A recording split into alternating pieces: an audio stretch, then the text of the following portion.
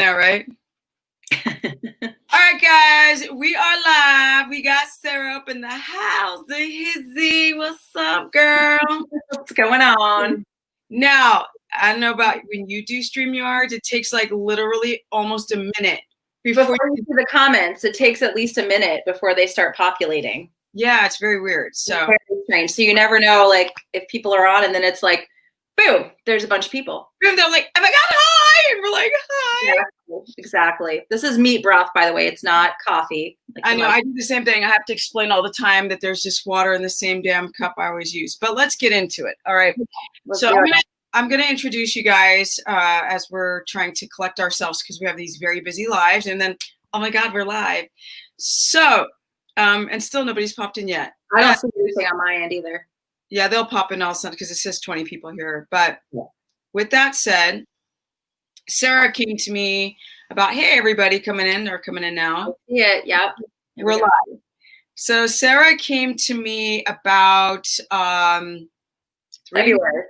Okay, she knows. Sorry. I'm all about, she's like, February. Yep. Don't be married to her because she's like, it's our anniversary.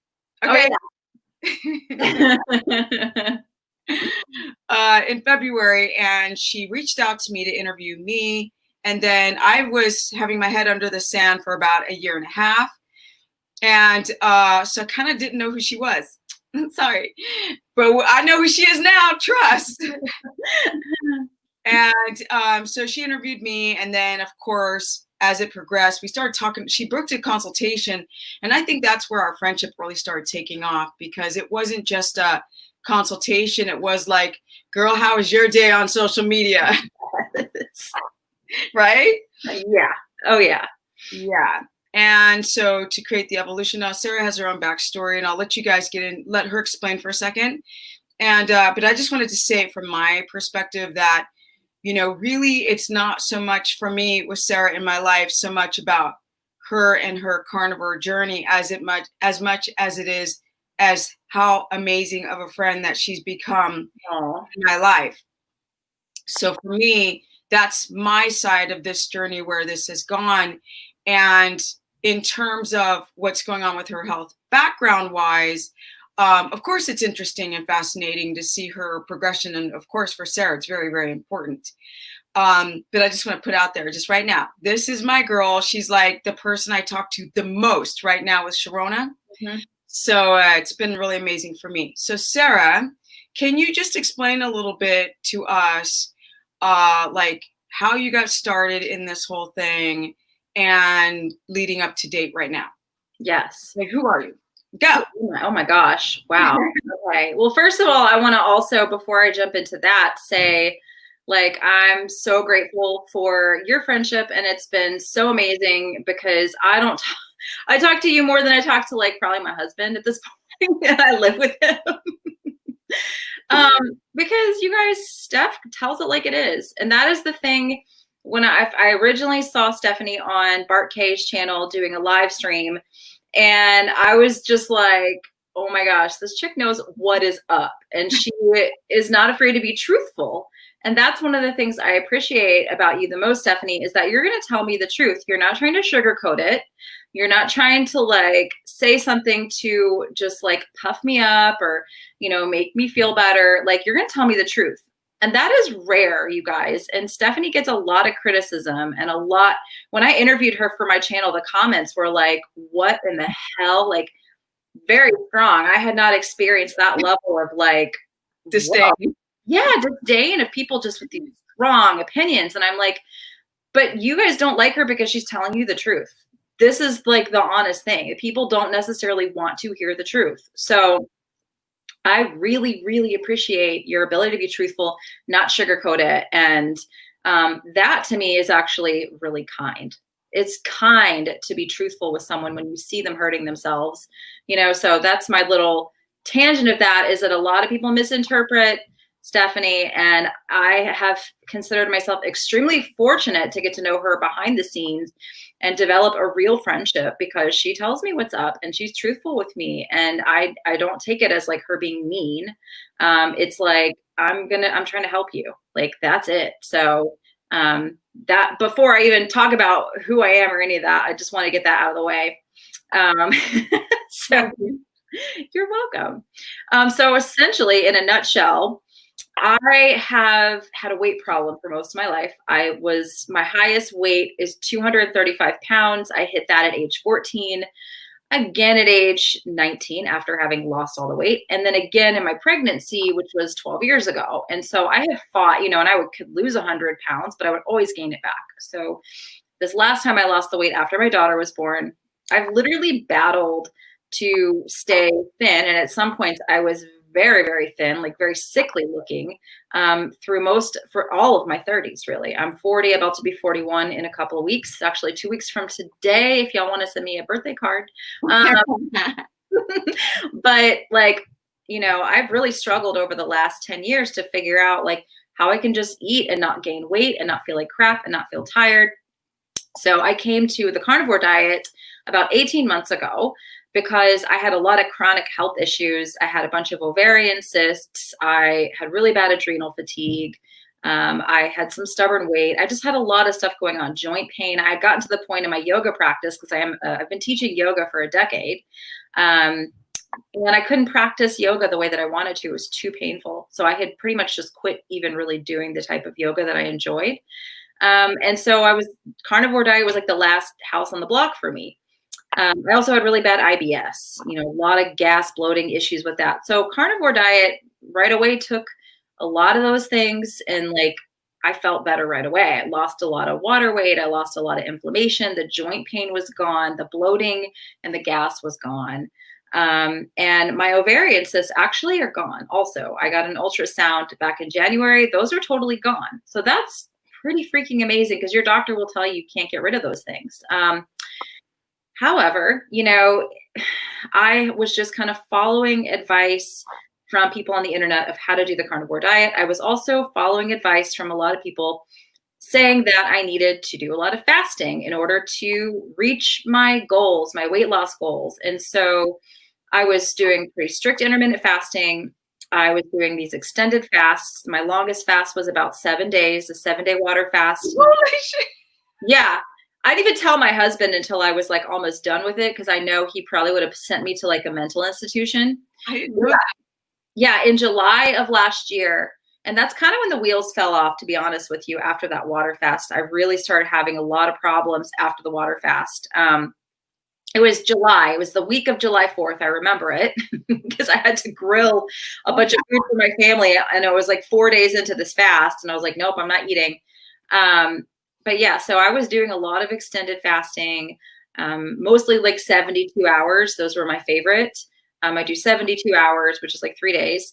But yeah, after the 7-day fast, I got horribly sick. I had it was my throat was swollen. I couldn't eat without throwing up. I felt terrible. And eventually I came back to life. And then did a couple more fasts before I decided, oh my God, I haven't had my cycle in how long now?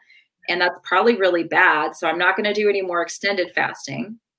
But I kept intermittent fasting, 16/8 every day. I wouldn't eat anything until noon or 1 o'clock.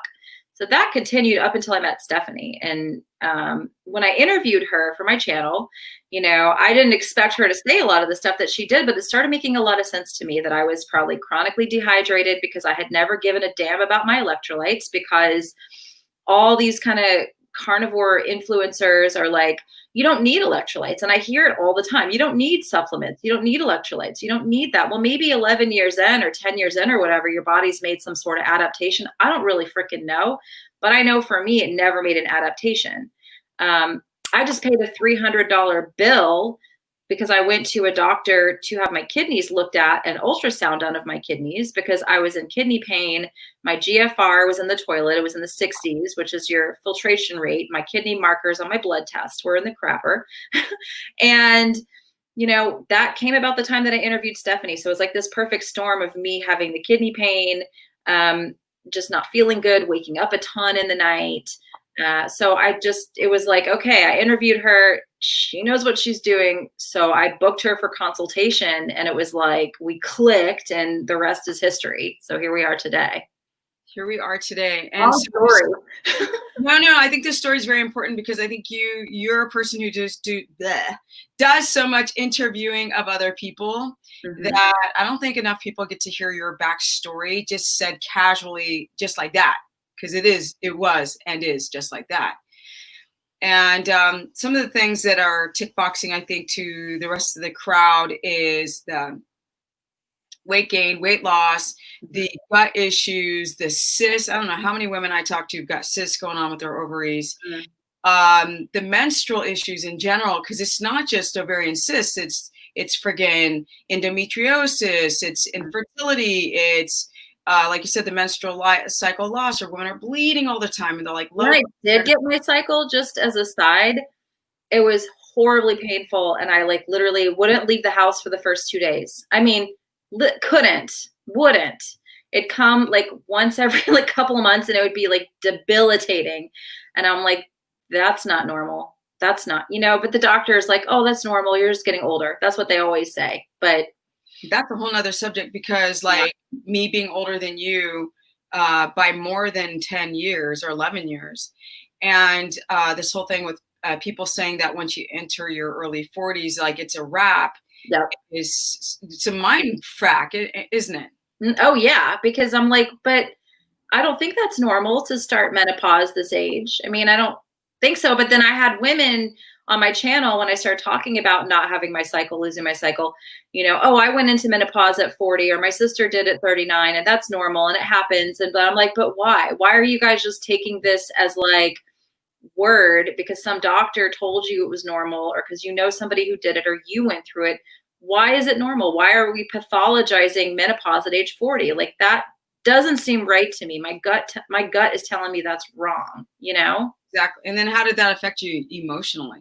Oh, maybe just, I feel like attacked, honestly. Like, it doesn't feel good when people are just like trying to pathologize your health problems and basically sweep you under the rug like the doctors do. You go to the doctor and you want help, and they're like, oh, it's normal. It's fine. This is what happens. And you're like, but I don't think so.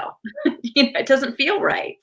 It's not right. And I think with you, some of the conversations we've had about, I think the menstrual cycle fertility thing, which is connected to everything else, like, right, it's connected to your weight gain, weight loss. This is something that's not talked about in the carnivore or ketogenic communities, but if we specify on carnivore, it's not discussed. And look, you did the whole, like, got rid of your cysts and your body improved and lost this water weight and all this type of inflammation went down when you went cardio. I swear, because I had a consultation right before this, and I kept telling her to stop doing cardio. So now I'm saying cardio instead of carnivore. Now, during your whole carnivore thing, would you say that you have become confused on the macros? And because I think it ties together. I think there's something that, and man, I'm going to go and attack some of the subject to you as well when it comes to low testosterone and developing too much dihydrotestosterone on too much high protein, intermittent fasting, carnivore diets, and low fat. But women, come on now. A lot of you guys say you're doing this for health, but really weight loss is attached to that. But nobody's talking about the damn menstrual cycle. Right. What do you think about that, Sarah? I mean, I think it's something that we need to start paying attention to because, I have a good amount of followers on Instagram. I talk with a lot of the other people in the community. It's something that I've done from day one, is like connect with some of the larger accounts and some of the other people out there. And I'll be honest with you, I'm not going to sit here and name call, but I do see some people that are not being truthful about their cycle and about their hormonal health.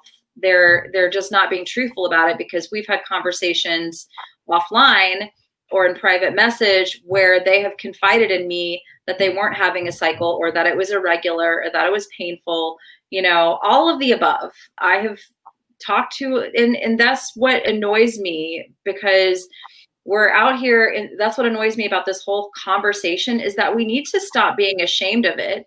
We need to be truthful. We need to put it out there, because if I'm experiencing it and these other people are experiencing it, then probably the majority of women, or a lot of women that are doing this diet, are experiencing it also. So it's not helpful to lie about what's really going on with you at all, you know? Because nobody else was telling you the truth, then that clearly was affecting the way you were putting together your dietary program. Oh yeah. Because I just thought, well, there's all these people that are saying that they're doing great and they're eating like, 2 pounds of meat a day, and they're doing a lot of fasting, and, they're saying their hormones are normal and their cycles are normal. That's what they're putting out there. And so I just, I'm the kind of person who, I don't like to sit around and be like, that's a liar. That's a liar. That's just not me. That's not my personality. But yeah, it's confusing. It's confusing. And it's like you said, you've talked to people off camera and what you've experienced yourself or what you hear from, or the interviews. But, I want to put up one of these comments because I just thought it was hilarious. These comments, the women that are going off today, Melissa, and let me see, somebody said sex, lies, and menopause. Where was that comment? Right? Yep. Sex, lies, and videotapes or something. Somebody's making fun of it. Here it is.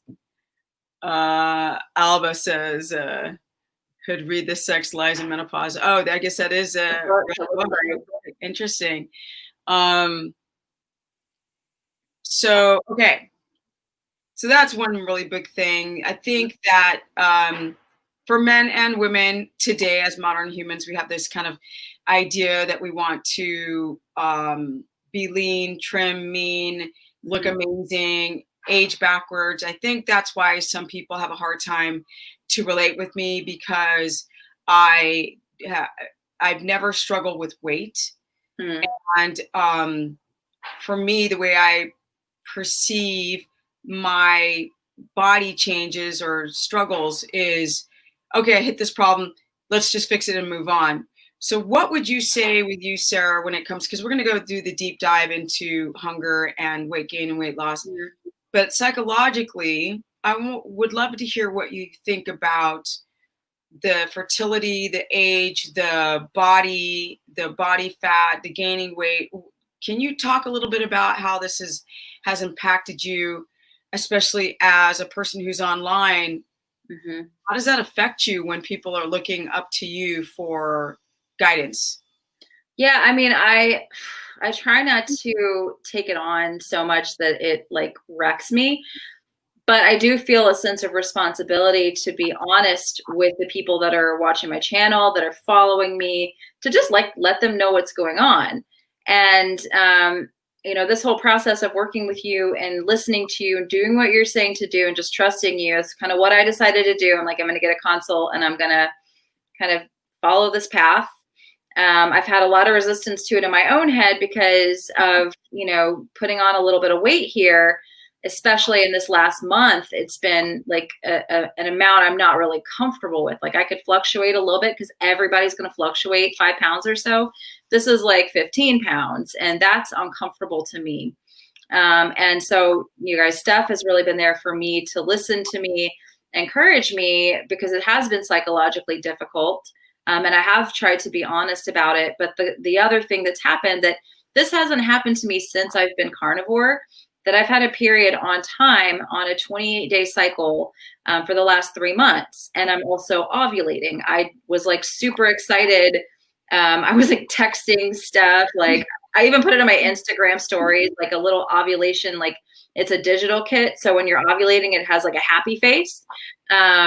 And I had been trying to do these ovulation tests for months and was getting like a blank face, like no happy face. It's like a little circle. And it's like, there's no eyes, there's no mouth. It's not even a frown at you. It's just like blank. So it had been blank. And so I get the happy face. I'm ovulating. I'm starting to have a sex drive again, which is crazy because it's been non-existent for years now. So that's what I keep on reminding myself of like, you effed up your metabolism through all the chronic dieting, through all of the fasting, through everything that you did. You really screwed your metabolism up. That's why you weren't having a cycle. That's why you were not ovulating, because your hormones were, as Stephanie said, fracked up, you know? So psychologically, whenever I get into that place of like, well, you put on some weight and, you know, all that chatter, I have to like kind of blend it out with, okay, but you're a functional female, like having a cycle and ovulating, and like your body is hormonally coming back together. You're on the right track, you know? So don't go back, because I get the voice that's like, go back to fasting, just do a 72-hour fast, and most of this weight will just fall right off you. Go back to severe calorie restriction and not eating every day until noon, and the weight will come off and you'll feel good for summer. But I'm not willing to do that right now, because then I'll lose my cycle again. Then I'll just go freaking in reverse. And like, I don't want to do that. So I know that was a long answer. I like the long answers because it feels like you're speaking a long time, but you're really good at sort of explaining how you feel and what was going on at certain times. And sometimes when people go quick past what the audience wants to hear, they're like, but wait, now can you rewind and start talking about that, you know, menstrual cycle loss, gaining weight part. So I'm glad that you go and explain clearly. I can say on my side, listening to Sarah, you guys, and she's a normal, real human being. And I've been really pushing her to tell people what she's going on, because in the long term, people will trust you. That when you gloss over everything and make it seem easy and perfect, it's just, you know, the audience gets confused and you're not going to be happy. Because once you can be yourself online, then that's it. You can just, because being online, that's a whole nother subject. We'll go into that, is so hard. Mm-hmm. But from my side, looking at you, what I noticed through talking with you week by week, and I think this is a good segue to go into, Sarah was using a continuous glucose monitor, and it was really revealing high and low blood sugar. You could actually put a red thread line exactly to what event was happening in her life, to how high her blood sugar would spike. And so at one point it was stressing her out. And when you become friends with someone, you're like, take off that damn thing. It's not worth it at this juncture. You know that your blood sugar is going to be running high because there's events going on. Sarah has a nonverbal autistic daughter. And so that's a lot. Sarah is a lot like me, but I am missing one thing, and that's having to deal with an autistic child who's nonverbal and what comes with that. Mm-hmm. So even like before we started, she said, well, if you hear my daughter in the background, and I was like, I'm always saying like, don't worry about that. It's a stress that you have to deal with. So she has to get help. It's an extreme situation. Her story about that, you can go and check more videos on her channel, the story about her daughter. But having to be, Sarah, for me, you're a high-powered, intelligent woman who's trying to take care of herself, and she's trying to teach other people this as well. And you're going through these stresses, especially through the Sharona. And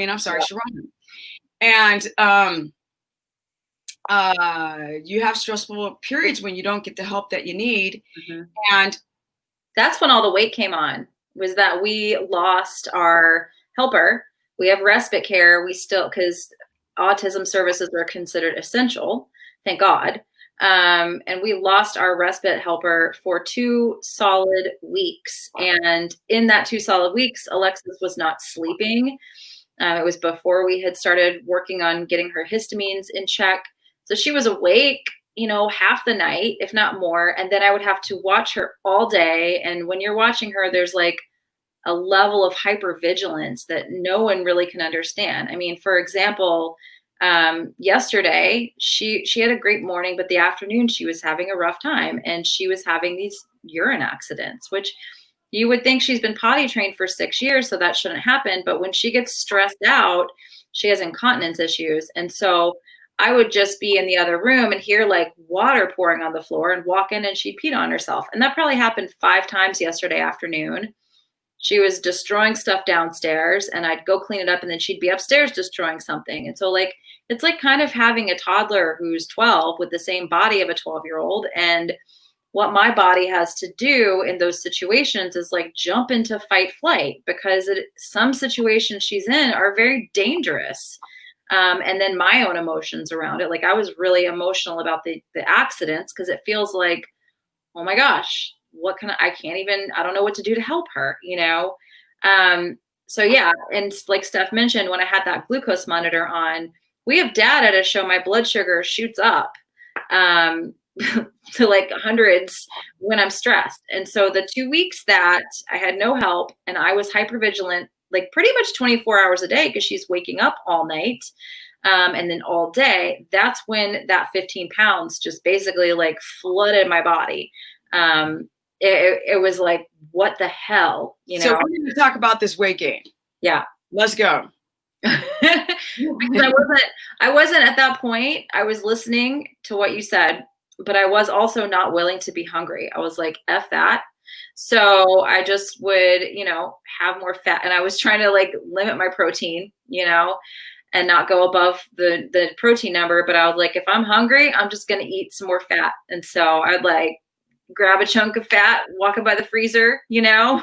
But you weren't just hungry. You were hungry. I was like, I had like a bottomless pit, like starving. I mean, just starving. Which, you know, if I step out of the situation, it makes sense, because my hormones are going whack. My cortisol's through the roof. Cortisol hormones, she means. Yeah. Because sex hormones are good, but go ahead. Yeah. My cortisol hormones, you know, is making that insulin spike. So it makes perfect sense to look at it, but then you got to still deal with the fact that your freaking clothes don't fit. Oh, and you're a personality, like person online who people follow. And now you got to go like, I didn't have to tell anybody. I look good from like the neck up.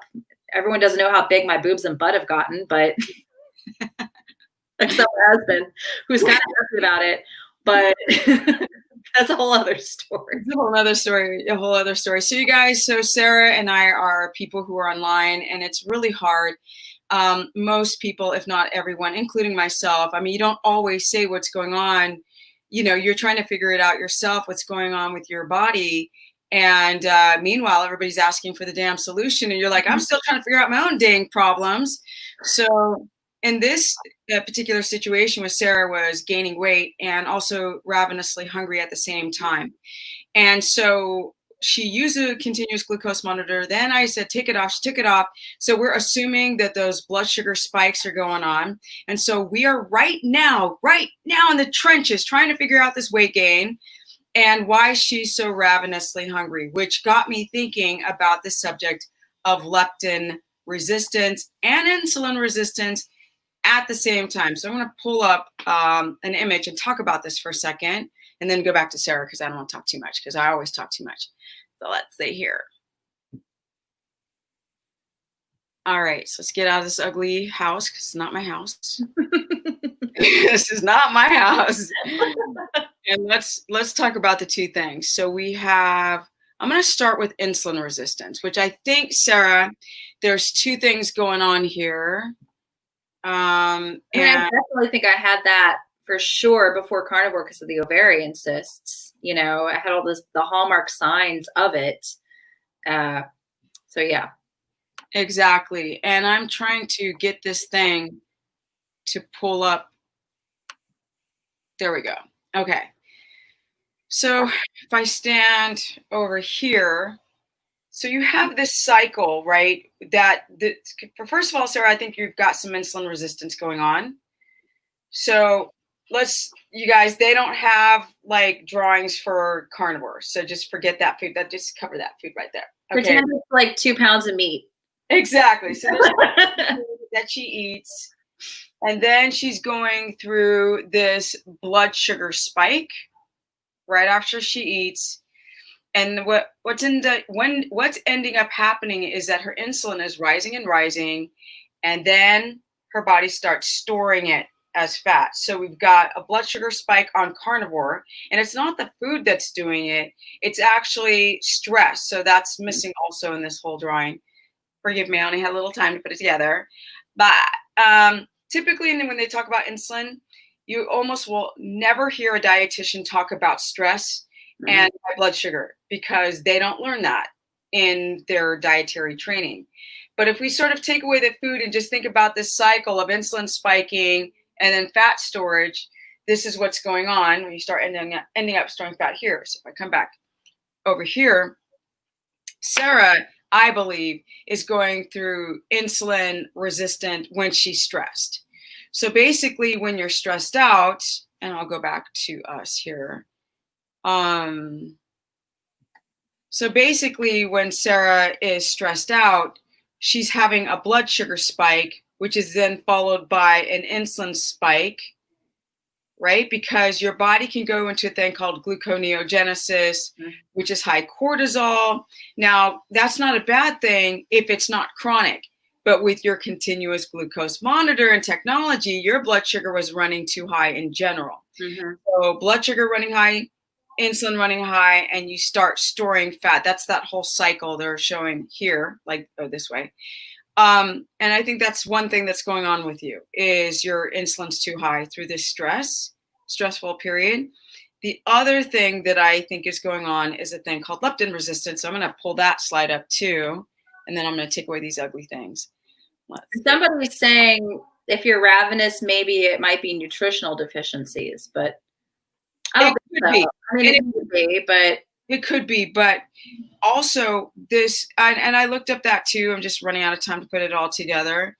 But you could have nutritional deficiencies that are your body's wanting more food, which means more nutrient value. And you do have leaky gut. And I have the MTHFR also. And you have the MTHFR. But we're just going to put in all factors here, and we're going to talk about it all. So I'm going to show one more slide, and then we're going to take this crap off and talk about it. We're going to talk about it. Let's see here.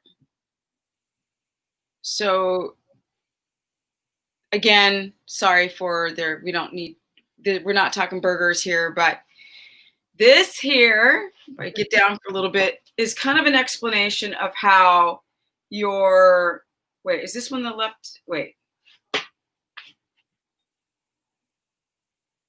Yeah, this is the leptin resistance one to make sure. Okay, so you essentially produce leptin in your fat cells.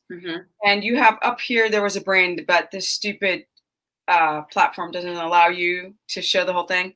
So essentially you have a signal between your fat cell and the brain, right? Understanding hunger signals. So I'm kind of wondering, Sarah, if there is something going on with leptin, or if everything, nutritional deficiencies, leptin, and a bit of insulin resistance when your cortisol is high only.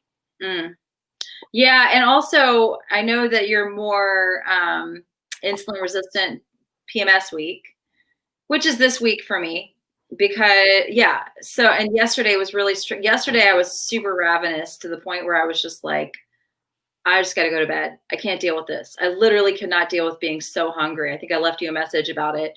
And then I was like, oh yeah, here we are, like week before my cycle. So yeah, I think that definitely plays a role for sure. I think it does. I think that science is not evolved enough with female reproductivity to understand what's going on with women's menstrual cycle and things like leptin. I don't think they make that connection, especially on low carb diets. So I think that's what's really, really, really like we're in the new territory, because I remember being interviewed so many years ago by big name people about keto. And I would say, well, a lot of women's blood sugar spiked really high during their menstrual cycle. They'd be really, and I'd be like, don't they know that? They're the PhD MD doctors, right? Oh yeah. But they don't know that because it's a lot of men who don't understand what's going on with the female body, especially with the frontier of these new diets. So I think you might have something going on between your leptin signaling getting a little weird and being that ravenous, because the way you describe your ravenous hunger sounds like leptin resistance. It doesn't just sound like deficiencies. Your glucose is not in the 150s, which would not be crazy insulin resistance, which could make you very hungry, because that means nutrients aren't going in at all. So your body's not getting any gasoline to the car. Right. Your blood sugar is high. Your ketone viability is very low, even though Sarah's doing an incredibly high fat diet. she could not be using those ketones when she's that stressed out with what's going on at home. Blood sugar's going over 100, but not high enough to be like diabetic. Just you're like, you're just in that quasi insulin resistance, which will make you hungry. But I'm having this freaking leptin, thinking it's something with your leptin. Very possible. I mean, I wonder if I screwed myself up still with all the fasting that I was doing, if that has messed up my leptin in some way. I don't know. I think you did. I do think that you did mess with your everything. Yeah. I do. That's ugly. Let's go back to this. The liver, right? I know, right? I need more backgrounds. Okay, so if we go back to this discussion. So if I get this right, lately you have gained weight. You're ravenously hungry. It's better today. Yesterday was like the peak of it. And now today I'm like, oh, okay. I can do what I need to do and not like feel like I need to eat every 5 minutes. Okay, so this is connected to your cycle. Were you this, let's say 2.5 weeks ago, were you this ravenously hungry, or has it just been the last couple weeks? It was when everything was going down. I had no help because she's been back for a couple weeks now. I don't know. I remember I was PMSing when everything happened. So it was like the perfect storm of like zero sleep, hypervigilance, PMS, because I remember just being like, screw it. I'm going to just have a little bit more fat because I know I'm PMSing. So I think it was all happening at the same time. And I got my cycle. It got a little bit better.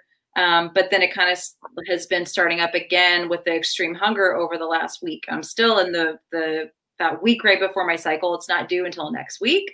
But usually, days 21 through 27, 28, I'm pretty freaking hungry. Yeah. I think a lot of women are. I hear that the most from women, especially trying to do carnivore, that if they screw up, it's usually that week before their period. Right.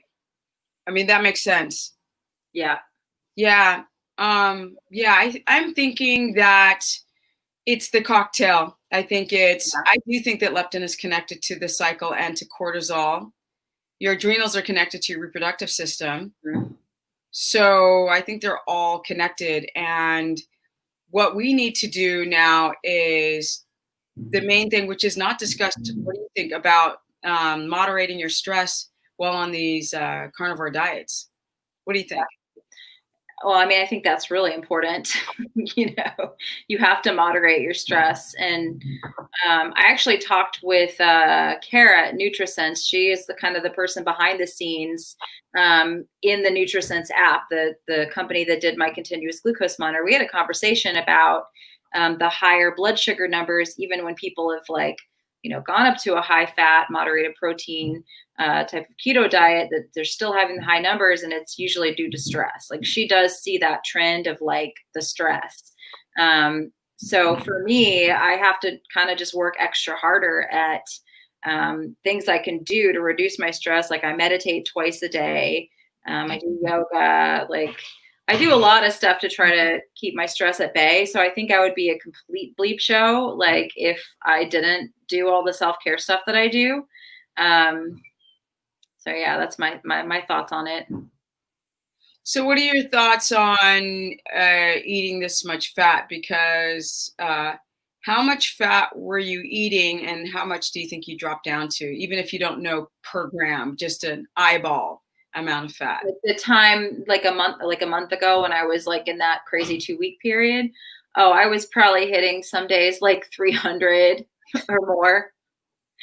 I mean, when people ask, like, how do you get your fat in? I'm just my question. What? Like, okay. It's the easiest thing in the world to sit and just like snack on a little bit of fat. Like, it's super easy to overdo it. You have to measure it. And now since like Sunday, I kind of was like, all right, I'm going to just start to try to go closer between 200 and 250. So now I'm probably around 200 per day. That's what I'm trying. That's what I've been doing this week. So, okay. But you said that you were up to 300, maybe even plus, and people don't understand, because Sarah is doing a high fat carnivore making it a ketogenic carnivore diet. Her body doesn't do well with plants at this juncture, so she's just upping her animal fat. What kind of fat were you pounding down? Raw beef suet, raw Iberico pork fat out of my freezer, pastured pork fat out of my freezer. Mostly those. I mean, those are my favorites. Can you describe these fats? What parts of the animal do they come from? Because a lot of people are still confused about that. The belly, pork belly, and the suet is the fat around the kidneys. So it's a lot more nutrient dense. I think it tastes like butter. I think it's delicious. I love raw beef suet. So yeah, I was having raw beef suet, Iberico pork fat, which is like, it was pork fat belly or belly pork fat. I don't even know if that's making sense. Pork belly fat. Yeah, pork belly fat. And that was it. Yeah, that's basically what I was eating. So how in the frack did you come up with the idea to eat this fat around the kidneys and the pork fat and all this? Like, what got you into that? I actually was kind of looking at what people that have been doing like a PKD type of carnivore diet, which, Can you explain that to the people? PKD is Paleolithic ketogenic diet. It's by a lady in Hungary, Zofia Clemens. She uses the PKD diet to help people who have like cancer, severe autoimmune conditions, severe health problems. And she has them eat in that high fat, a high fat carnivore diet, essentially. Now, the only difference between kind of what I'm doing and PKD is that she does require you to calorie restrict. So she does she wants people eating in a deficit, but zero fasting, and she wants you to eat the organ meats, kidney and liver, and keep your protein. It's similar to the ratios that we do, but she does want you to kind of do it in a calorie restricted way. She does. Okay. So, but you're not doing that. You're saying that this is where you became inspired by.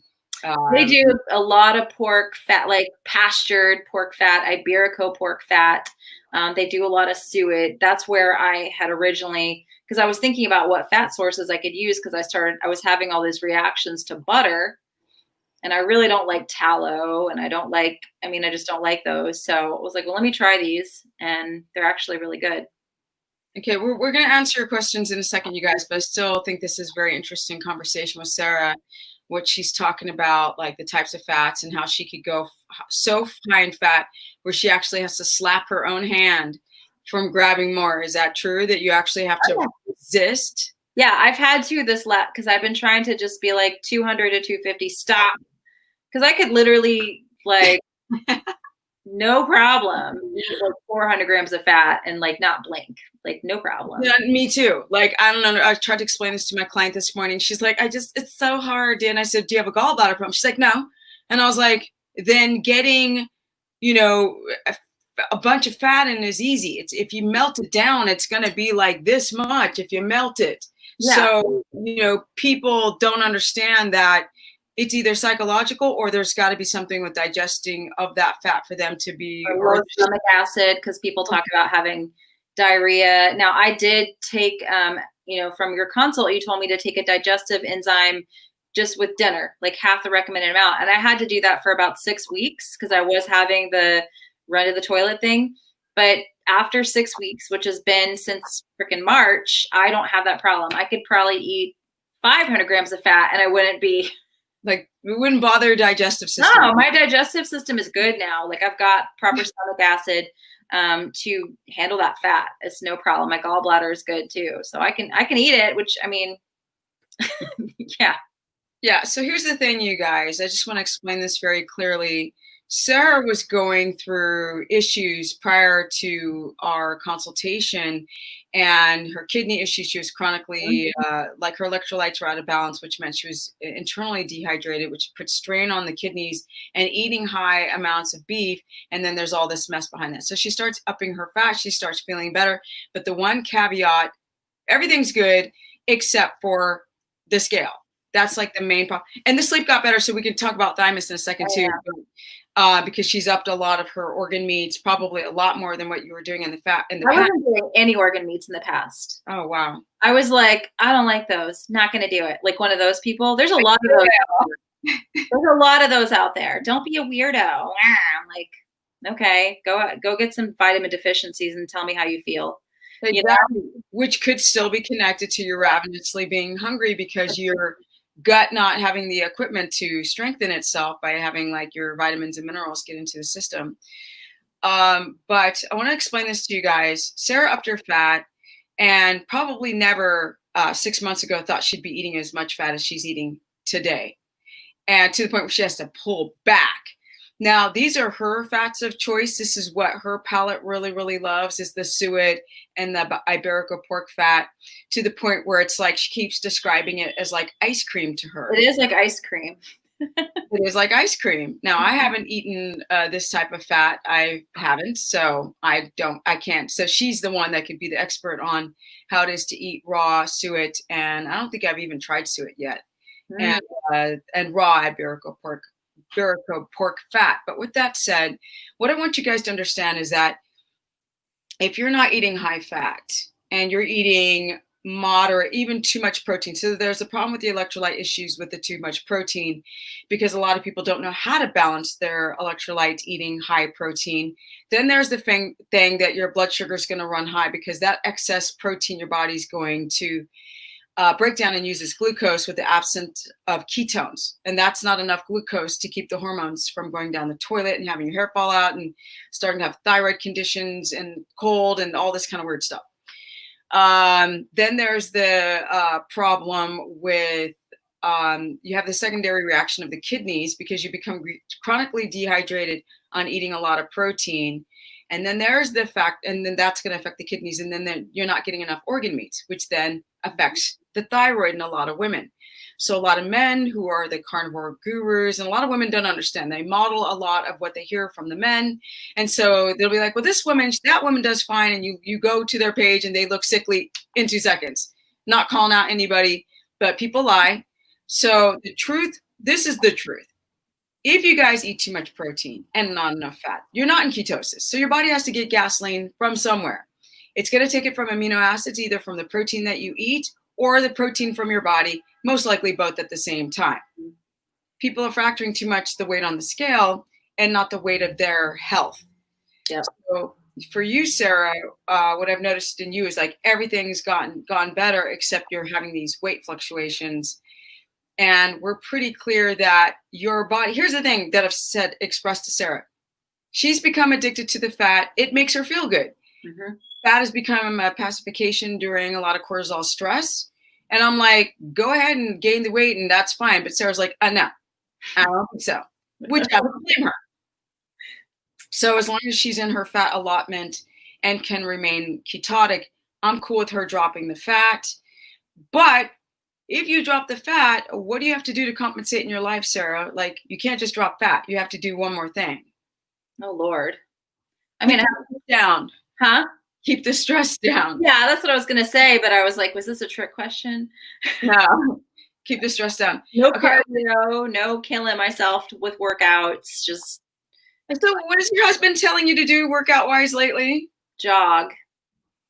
Because I would probably lose weight if I jog. What do you think about that? I think you don't really want to know my true thoughts. My husband, just about the concept of jogging to lose weight.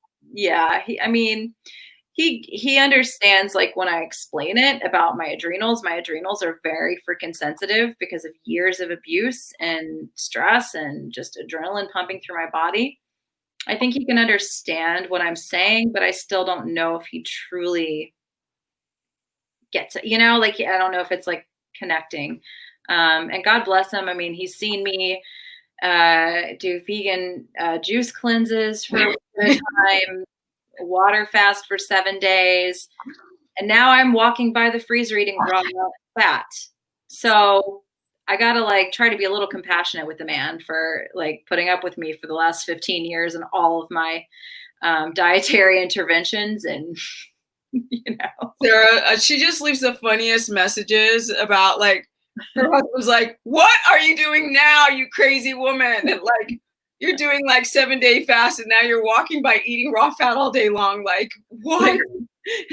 He's like, did you just eat a piece of raw fat from the freezer? Now what are you going to do about it? So I also want to say to you guys that it's not difficult to eat a lot of fat. And like Sarah said, and this happened to me as well, you become addicted to it. It's so good. You feel so good eating it. And it's so good for your body. But she was doing large amounts plus stress, high glucose, and fat in the blood means you're going to store and you're going to gain weight. So high stress means high sugar, high insulin, store everything in the blood. Low stress, high fat, can't store, cannot. You need insulin as the vehicle to gain weight. So if the stress isn't there, because you can make sugar out of stress, that's through gluconeogenesis. Okay, with that said, so Sarah's dropped her fat, but still over 200 grams of fat. She started up her workouts. Do not jog, you guys. That's the quickest way to raise the cortisol and raise that blood sugar and raise the insulin again. So she's going to do resistance training. She's focusing on that and just having some great walks. Now, with that said, let's talk about the sleep and these organ meats. Go. Okay. So I was waking up a lot at night. Even when Alexis would sleep, I would wake up several times. And we talked a little bit about histamines. I know I have issues with histamines. So adding in thymus, like thymus is really, really delicious. You can buy it. It's sweetbreads. But adding in the thymus to eat, and the days that I'm not eating it, I take the ancestral supplements thymus and I take the kidney. That has helped tremendously. So when I fall asleep, I'm asleep. Like I'm not getting up all night to pee. I'm not just like randomly waking up and then being up for a couple of hours. Like that's what was happening. So those organ meats, don't knock it till you try it. Seriously. Let's keep it real. You guys, like, she's making this sound too nice. Like, she's like, I can't, like, she was like, I can't sleep. I can't sleep. You know, behind the scenes, I'm like, I'm gonna die. I can't do this anymore. No, I've slept in weeks. So yeah, like sleep. If you don't sleep, you guys, it's over. Like game over. Your body cannot heal. So her daughter wasn't sleeping. So that's another thing, right? You want to explain that? Oh yeah, and she was the same thing. And she'll wake up in the middle of the night and just not want to go back to sleep, or like wake up and stay up for a couple hours. So same thing with her. Now she won't eat the organ meat. She'll eat thymus if I chop it up and deep fry it, which was Steph's idea. She likes that a lot. But we do the rewind for a second. She's like, my daughter will not eat that thymus. No, I was like, hell no, she's not going to eat that. I was like, deep fry it. And so, okay, go ahead. Yeah, so deep fried thymus, I mean, it's good. Even my husband will eat that, and he thinks the organ meats are like despicable. But he'll eat the half a plate of, I'll take the whole pound and just like deep fry it, and he'll eat half the freaking plate. I'm like, leave some for your daughter, please. She needs to eat that. But why don't you give the plug on where you get all of that? Because it's not easy to find thymus. So how much did you get, and like, where did you get it? So White Oak Pastures is where I get like most of my meat now, because they, if you have histamine issues, they freeze it immediately. Like they slaughter and freeze. Like they've got the processing plant. They have everything there on the farm.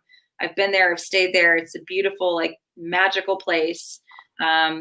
Gorgeous place, but they have a processing plant there. So you don't have to worry about them running out of meat. They process their own stuff, and they freeze their animals right away. So a lot of times you'll go check and something will be out of stock, but they restock really quickly. The key is if you get that email that says, thymus is back in stock, you got to go on there immediately and order it. So the last time I ordered like 20 pounds or something crazy. I did the same thing with the chicken skins, because my daughter eats the chicken skins, loves those. But yeah, that's my source. They're 3 hours south of me here. So it's, I feel like I'm doing a good thing buying from a farmer that I know, and they're just a great, great farm. So exactly. Okay, so that I just wanted people to know, like, because a lot of people are asking, like, well, where do I get it? And it's just like, go find your local farm, and like you said, they have White Oak Pastures has their own processing plant, which means that they can have workers there and keep going through the whole Sharona. Mm-hmm. Now, okay, so the point is that thymus is an organ typically either on a sheep, a goat, or a cow from a young livestock. It sits sort of behind the lungs, below the trachea, and it helps to produce an enzyme, not a digestive enzyme, but an enzyme in the small intestine called diamine oxidase. And this helps to take down histamine. Now, there's nothing wrong with histamine, but if your body can't break it down, you start swelling up, and then your body the tissue starts screwing up. Your immune system drops. It's like horrible for your body. If you're constantly swollen, that's the problem with you. Your daughter was going through, she's nonverbal autistic, so she can't explain how crappy she feels. She just bangs her head against the wall. Yep. And you can't. So why don't you explain that? I mean, I shouldn't be explaining it. So. Yeah, I mean, and the histamines, I didn't realize that's something that can keep people awake also at night. And she's had these like major chronic ear infections for years now that will start like right about April, and they go all the way through up until December. And so, and I know that's histamine, like she's reacting to something. So changing her diet has been super, super helpful in a lot of regards with the behavior. She's calmed down a lot. Now we still have breakthrough things like yesterday. But having the kidney and the thymus, those supplements, I give them to her 2 capsules of each at each meal. So she has 6 of each every day. That's helped tremendously with her sleep. Like she's slept through the night every night for the last like 2 weeks now, which is a miracle. It's insane because I don't remember the last time that happened. I mean, I really, really don't. So that's. So would you say, Sarah, that other parents, regardless if they have autistic children or not, should be listening to you on this subject of why their children are acting out, and how the kids may not even recognize themselves because they haven't been on the planet long enough to understand that they're feeling bad? Yeah. That could be a problem with their children as well?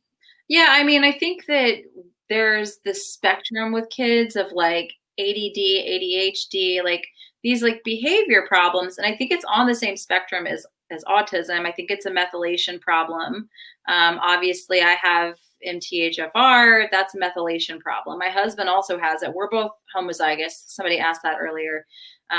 So we both have homozygous MTHFR. She obviously does too. We haven't even run that on her. But any kind of a kid that has a behavior issue, I strongly believe that you can use a diet to help them because it's like an overactive brain. It's an overactive nervous system. And, what's soothing to my daughter is the high fat. Like she eats the pork fat with me. She doesn't gain weight. She's probably because she's 12 and she never stops moving. Right. Still for more than like 2 minutes. But it's her regulation. That's what we say a lot with kids who have autism is they're dysregulated. That the regulation piece has improved a ton. And so I think ADHD, ADD, those kids are having a hard time regulating. Their brain is kind of like on fire and they're super hyper because their body is making them that way. It's not because they're bad kids or they're just like a bad seed or whatever. I think it's like their brain and their nervous system is on fire. It's hyperactive. So instead of like giving these kids medications, I think we really do need to look a little bit more at diet, and people have come to me before and been like, you need to put your kid on medication. Like I've had teachers, I've had my own family, my sisters, my mom, because they're worried about me because they see what it does to me. And they're like, you got to put her on something. And, we tried to do the medication route years ago. And the thing I learned about my child very early on is that if there's a side effect, like, oh, there's a 2% chance this will happen, she's going to have it. And it's going to be bad. We tried to put her on a SSRI when she was really little because someone told us that could help her with her hyperactivity and her attention and focus. She didn't sleep for a week, like no joke. You're like, oh, well, it can make kids a little more, anxious if it's not working the right. I'm like, no, she didn't sleep for a week. Screw you. No more medication. So I'm just not willing to do it. Exactly. And I agree. And by the way, a lot of you guys who don't know what SSRIs are, they are antidepressant medications.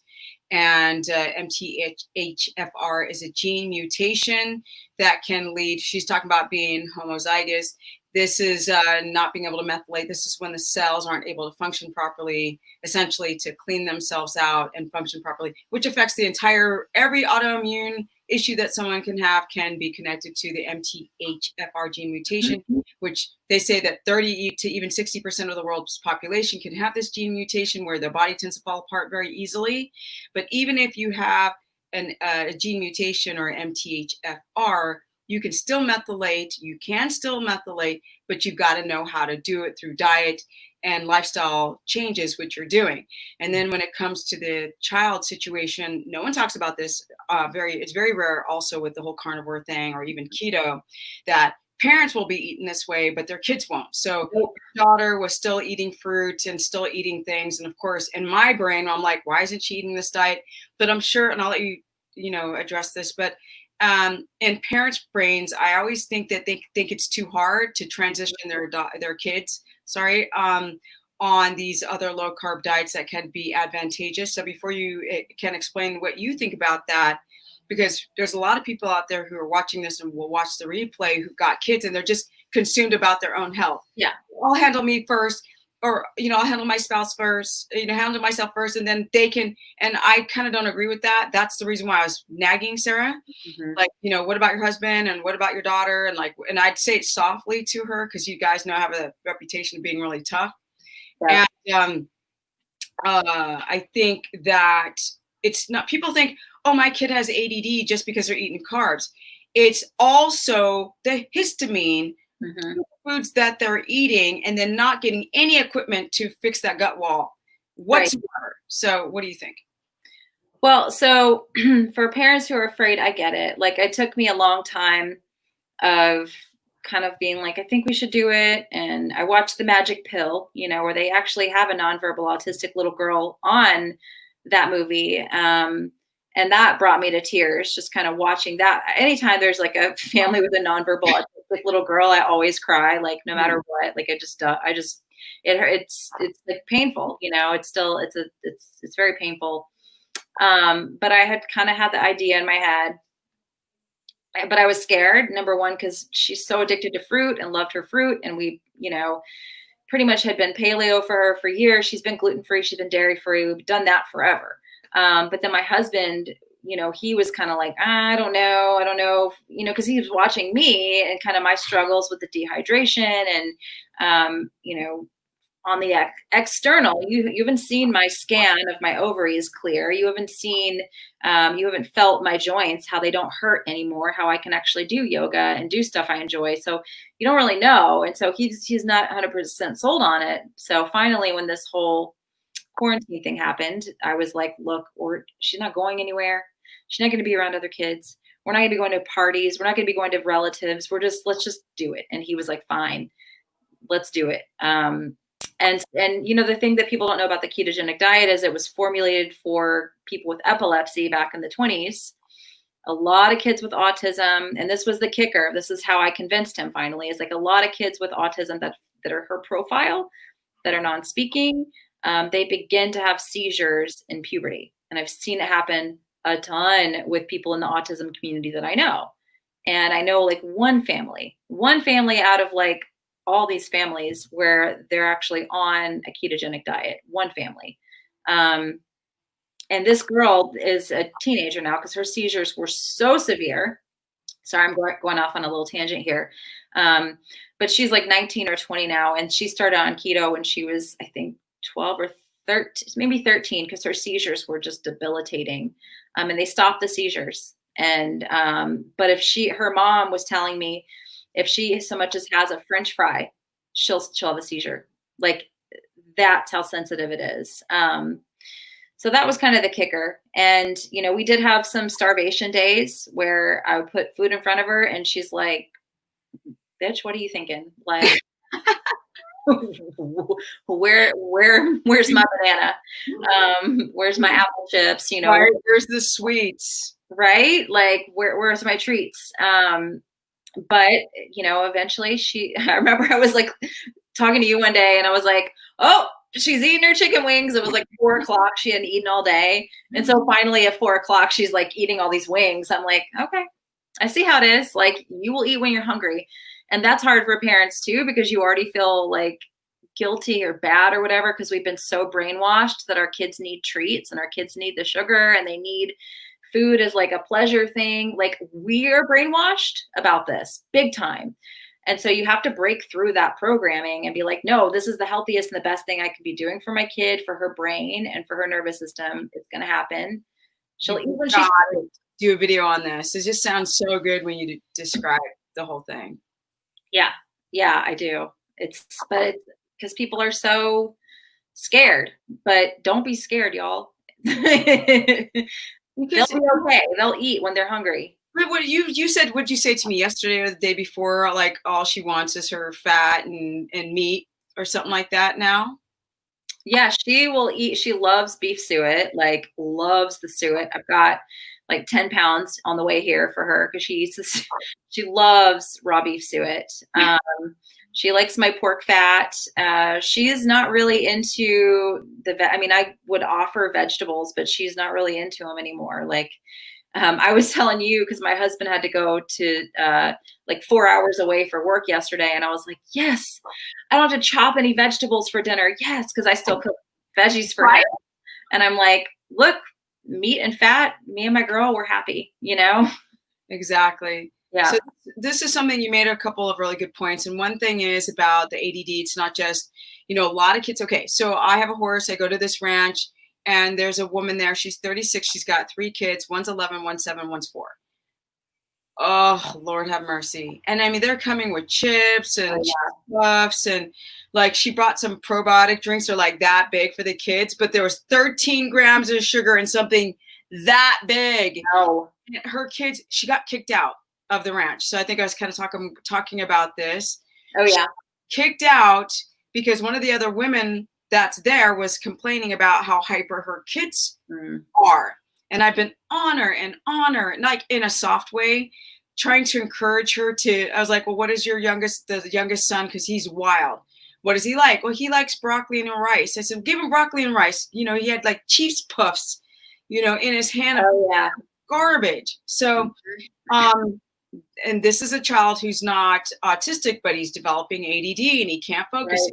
Screaming and he's crying and he's running around like super hyper. They're full of poison. They're so full of poisons, the yellow number 5 and like the artificial dyes, and that's carcinogenic, a lot of it. I mean, that's crazy. They don't even allow a lot of these foods in Europe. A lot of these ingredients that we put in our foods here, they don't allow it in other countries, but we just like throw it into the cereal, throw it into this stuff, and it's like, it's a paradigm. Like, I interviewed Dr. Rob Siwas a couple of times on my channel. He's the carb addiction doc.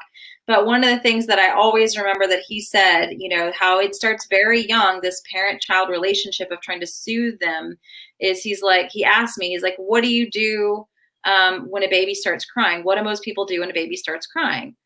And I was like, well, you like try to pick the baby up and cuddle with them. He's like, or what else could you just do? I'm like, oh yeah, you can give them a bottle. He's like, yeah.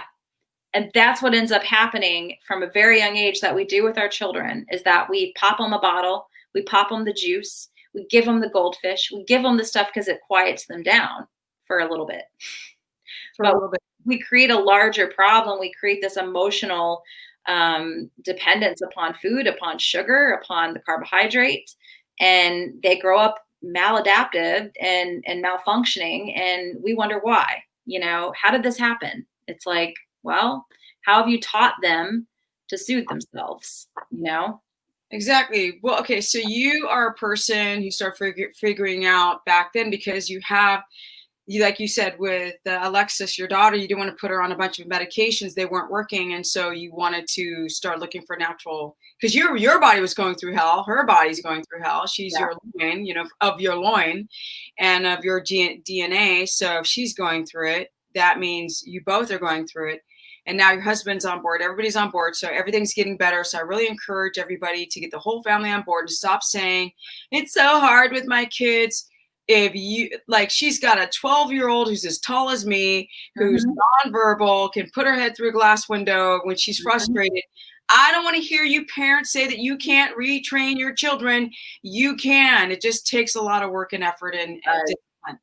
Now back to you, because I wanted to take some of the questions here because I see you looking at them, girl. Yeah, I am. Someone says I can't call myself a yogi unless I'm a vegetarian keto. Did somebody write that? Uh-huh. Who said that? Somebody in the chat. There's vegetarian. But guess what? If you read the actual Vedas, the scriptures that yoga is based on, meat is medicine. Ooh, did that blow your mind?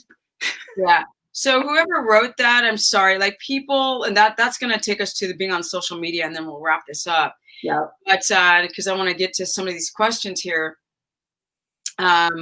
But there is no such thing as vegetarian keto, nor is there vegan keto. Now, can you do vegetarian keto? Good luck if you have leaky gut, but because you're going to be eating super high histamine foods like butter and eggs. Mm-hmm. You know, and if you're pescatarian, you're adding fish and you've got high histamine, you're SOL. So, which people of my generation knows that shite out of luck. So, you know, people, you can be whatever you want to be. Right. I can call myself whatever I want to call myself. That's right. That's right. Sarah can call herself. So whoever, you know, I know y'all want to have an opinion. The people who are negative, because we both get this. I want to ask you a question before I read these comments here, because most of them are positive. How is it for you to be on the internet? Like, what do you really feel? I think people need to understand, because I asked Mike Mutzel, I asked Ken Berry, I want to get off sometimes these subjects of carnivore and keto and talk about our real selves. So how is it for you? Some days it's fun. Some days it's really, really exhausting, nerve-wracking, stressful. Some days I'm like, maybe this is why my blood sugar is shooting up, because I'm on the internet.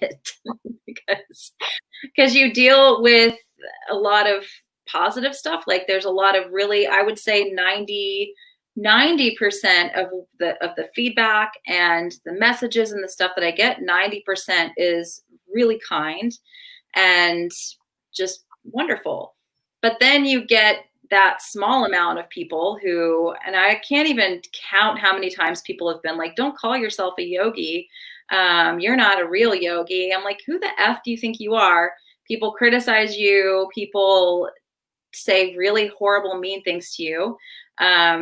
You know, and I've put up some blocks on my channel and on my Instagram. So there's like certain words, because I noticed that these troll people would use the same verbiage. So I isolated those words. And if you make those kind of comments, it doesn't even let you comment on my channels, but I still get people who are very hateful.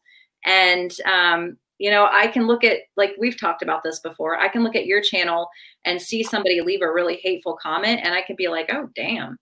You know, but if it's the same comment on my channel, it could wreck my day. It could make me just want to be like, screw this. I'm taking all my shit off the internet. Like, oops, sorry. Okay. I try not to curse on YouTube and Instagram, but I'm like, I'm taking everything off. Forget it. I'm done.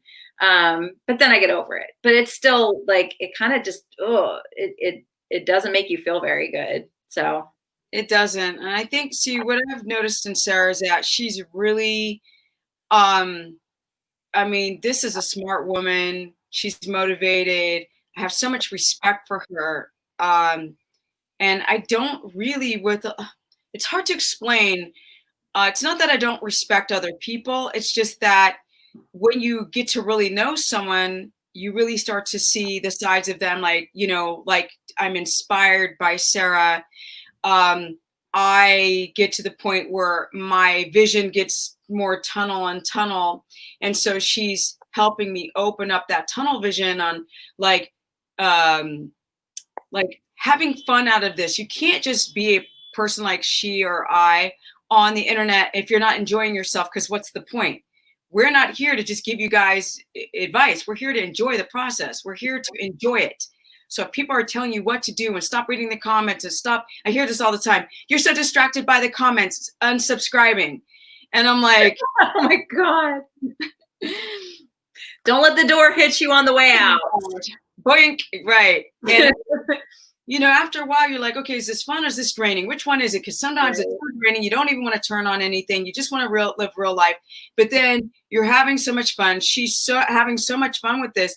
And Sarah's reminding me on how to enjoy this. She gives me advice on what to do or reminding me on what I need to do to keep this process fun, because she's really good at being a person online that helps you guys and still is enjoying it, right? Yeah, I have fun when I do live streams. It's fun. Like, I like interacting with people. I love answering questions in this type of a format. Now, if I get like 30 DMs, this is what's been killing me lately on Instagram, is like the DMs that I get, like 30 DMs of like the same question. I'm just like, I can't with this. You know. Hard. But I love the live streams. I love interacting with people, and it is really, really fun. But yeah, you kind of have the negative aspect of it too, of people like unfollow, unsubscribe. I'm like, look, probably if I look at my analytics, you know, which I try not to, but if I do, I have 100 people unfollow me a week, 100, but then I'll have like 200 people follow me. You know, and some of those people are like playing the game of like following, you know, like to try to get there, whatever. I don't play those games. But I'm like, 100 people unfollowed me last week, but you have to go out of your way to tell me that you're unfollowing or you're unsubscribing. Cause like, I'm not sitting up here trying to trigger people. I'm not sitting up here trying to piss people off. I'm just you know, I'm just doing my thing. You're sharing your journey, which most people I know, how many Sarahs are you going to meet who are going to sit there and put her life on the internet and in hopes that it can reach one person? Like, it's hard, y'all. Yeah, it is. It really is. It's very hard. Yeah. So let's take some of these questions. Okay. And I have to go in 9 minutes because that's perfect. My person leaves in 9 minutes. Yeah, that's perfect. I can't, I don't know. I don't even know can you highlight some of these questions that you would like to have answered? I don't know if I can or not. Yeah, it's not letting me. I can scroll up and down. Gandhi started consuming dairy due to severe malnutrition. Yeah.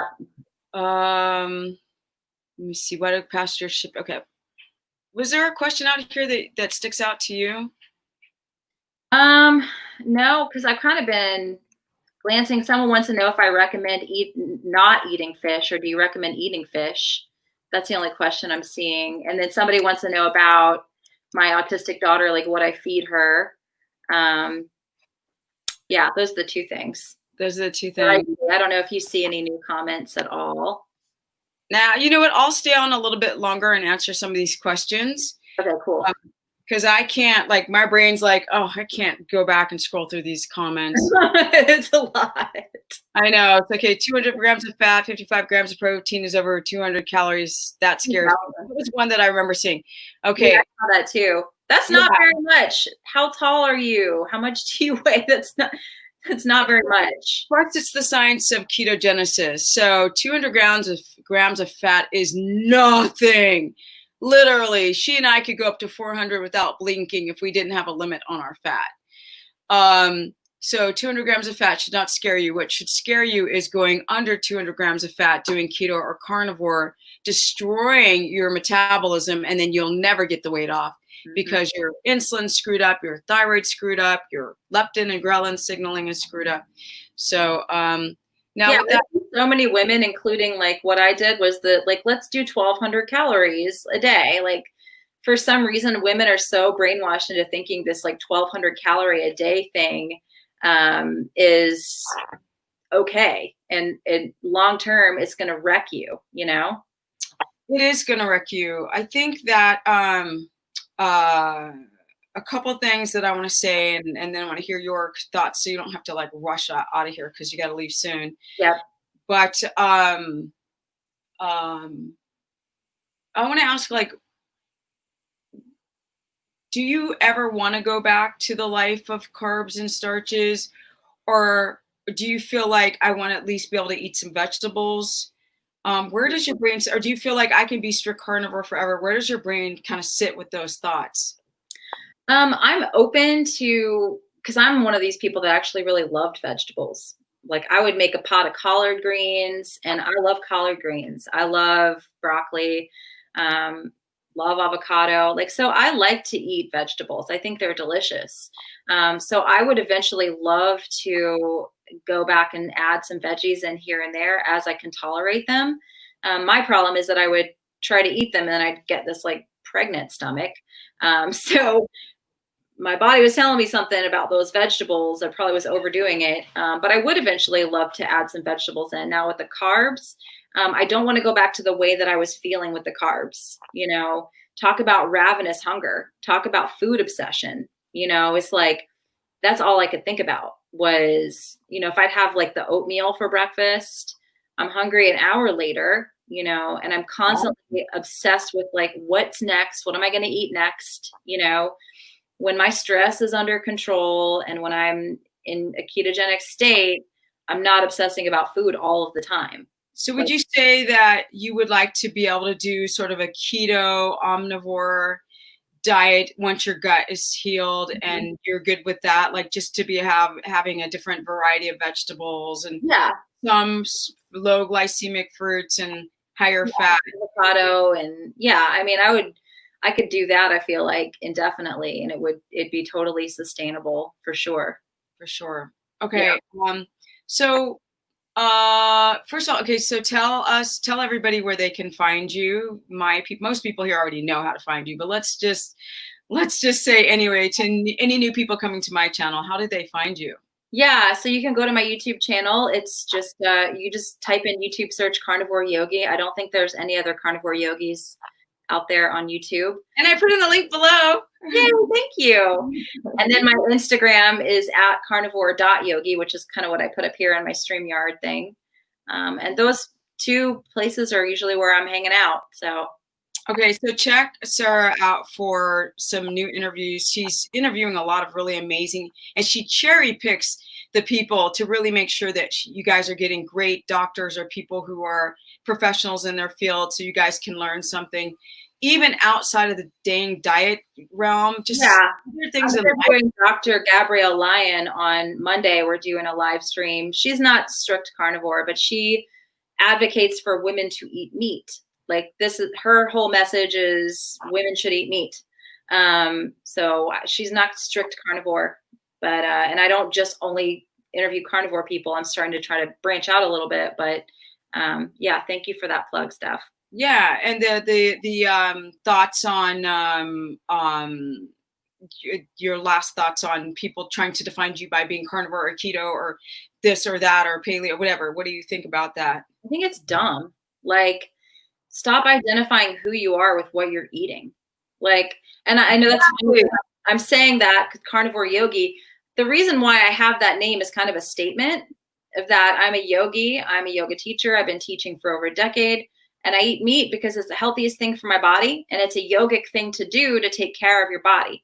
Because if you are sick, if you're not well, if you have autoimmune disease, which is what happened to me when I wasn't eating meat, when I was vegan, I was the sickest I ever was in my life for being 2 years of vegan and try to limit my meat. I was very ill. I was very sick looking. Y'all see the photos on my page. That's not yoga, because you, once you're sick, cannot be of service to the world. You can't be of service to your family, to your friends.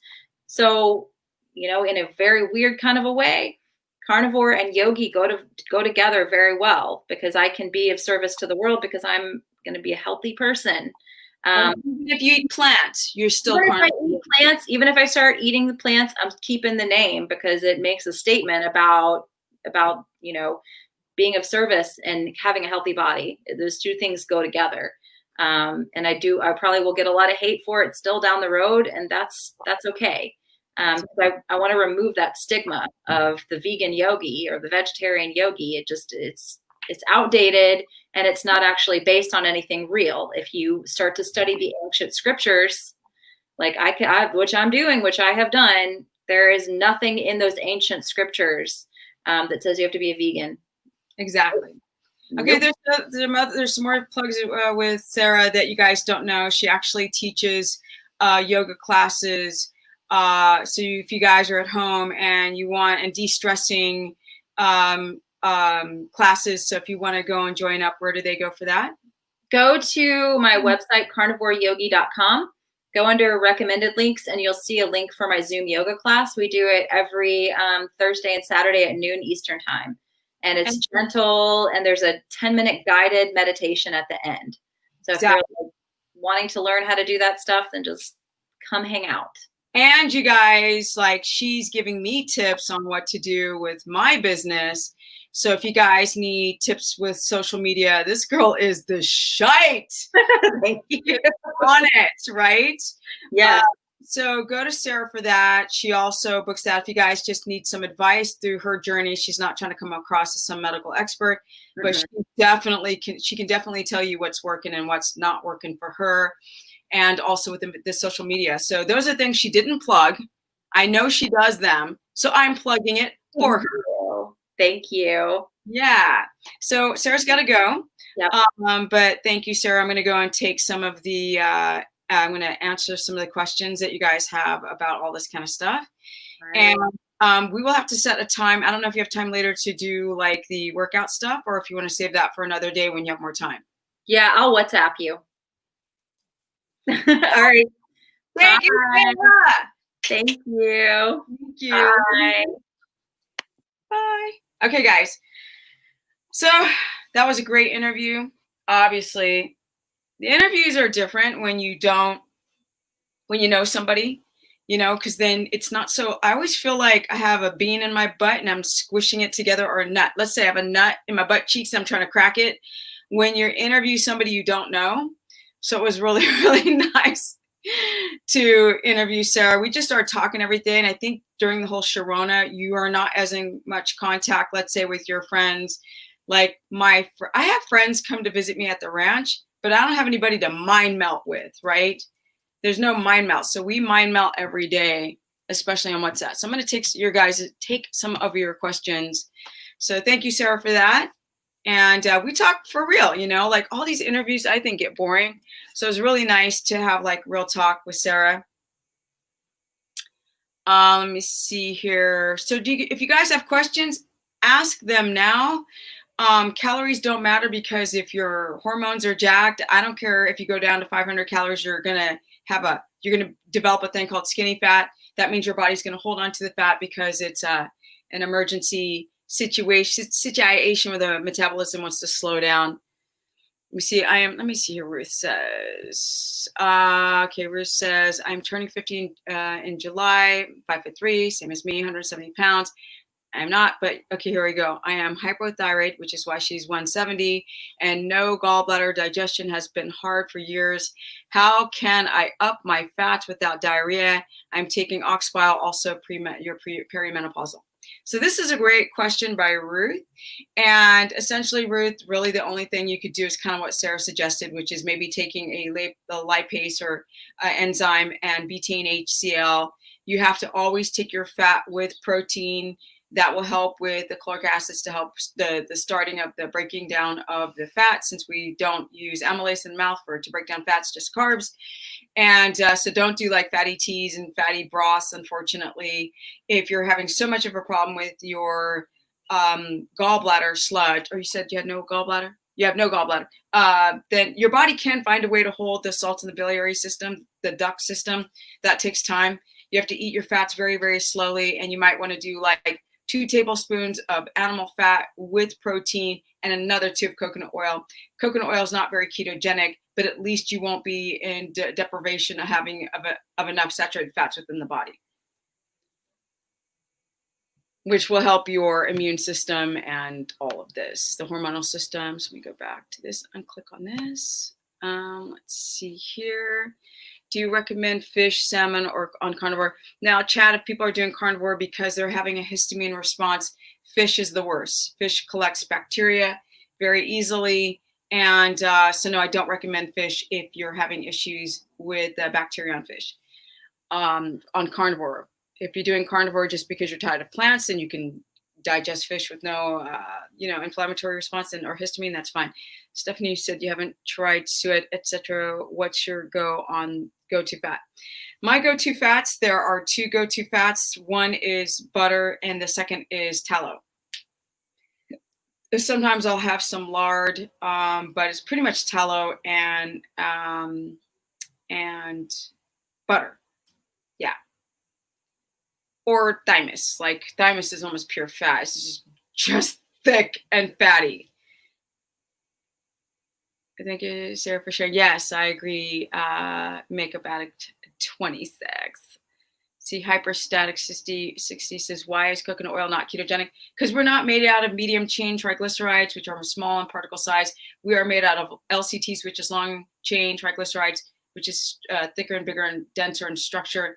I came up to this conclusion after consulting over 3,000, now almost 4,000 people over my 10 years of doing keto coaching, and realized that when people were using plant fats like olive oil and coconut oil, their ketones were in the shitter and inconsistent, and on animal fat they spiked.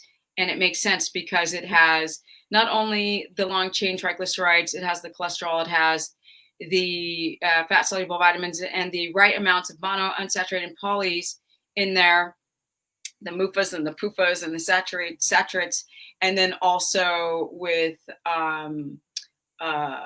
the fat soluble vitamins is so key that you're not getting with coconut oil. You're getting lauric acid, but that's not ketogenic. We're not coconut oil. Okay, so carnivore helps fibroids. Carnivore can only help fibroids if you have your electrolytes on par. It's a lot of moving parts, and then also to make sure that you're not fasting, because if you're having adrenal stress, you're going to still have issues with your fibroids growing. So anytime the body's having an inflammatory reaction, carnivore is not just going to fix it. It's just not. You have to regulate your blood sugar, get your sleep down, get into REM cycles, circadian rhythm, drink enough water. It's like a bunch of stuff. It's not just the diet. And I've learned that from being ketotic for over 12 years, and I haven't refeeded once. You guys know, this is me at 53, right? Got to show the business from time to time. This is me at 53. Now, I've also had fibroids throughout my life. It's very common, but they were much bigger and they've shrunk, and then they just the rest have not gone away. I don't know if you guys can ever tell, but there's one right there. There's a fibroid I have right there.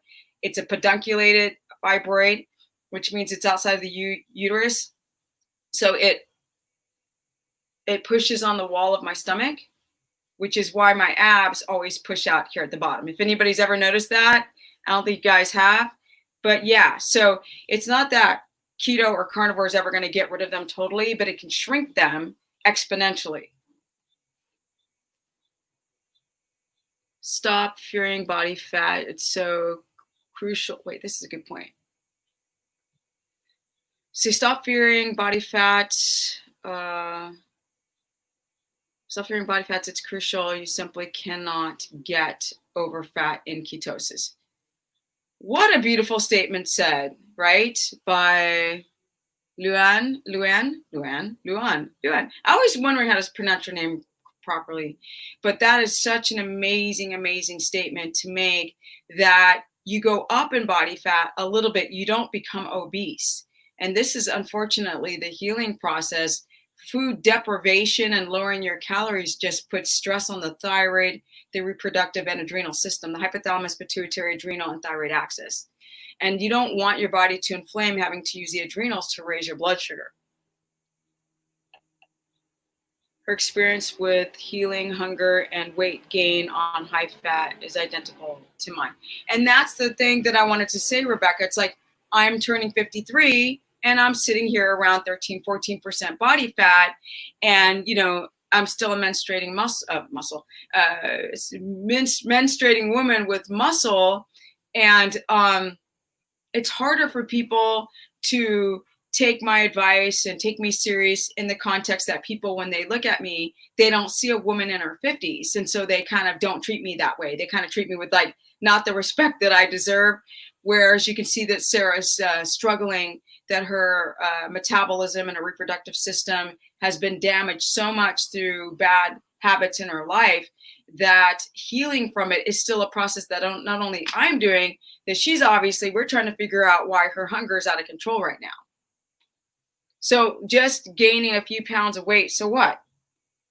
Who cares? If it's 15 pounds, and that's where you got to sit at for a hot minute until your reproductive hormones, your estrogen, testosterone, the 3 estrogen, progesterone, testosterone balance out, your adrenals heal, then the weight comes right off. And I mean, right off. And your electrolytes.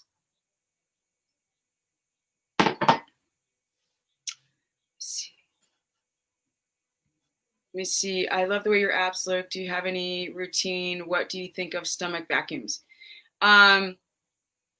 Well, due to my pedunculated fibroid, I will never be able to do a stomach vacuum because that fibroid pushes so hard against my stomach, which I don't think I've even ever talked about.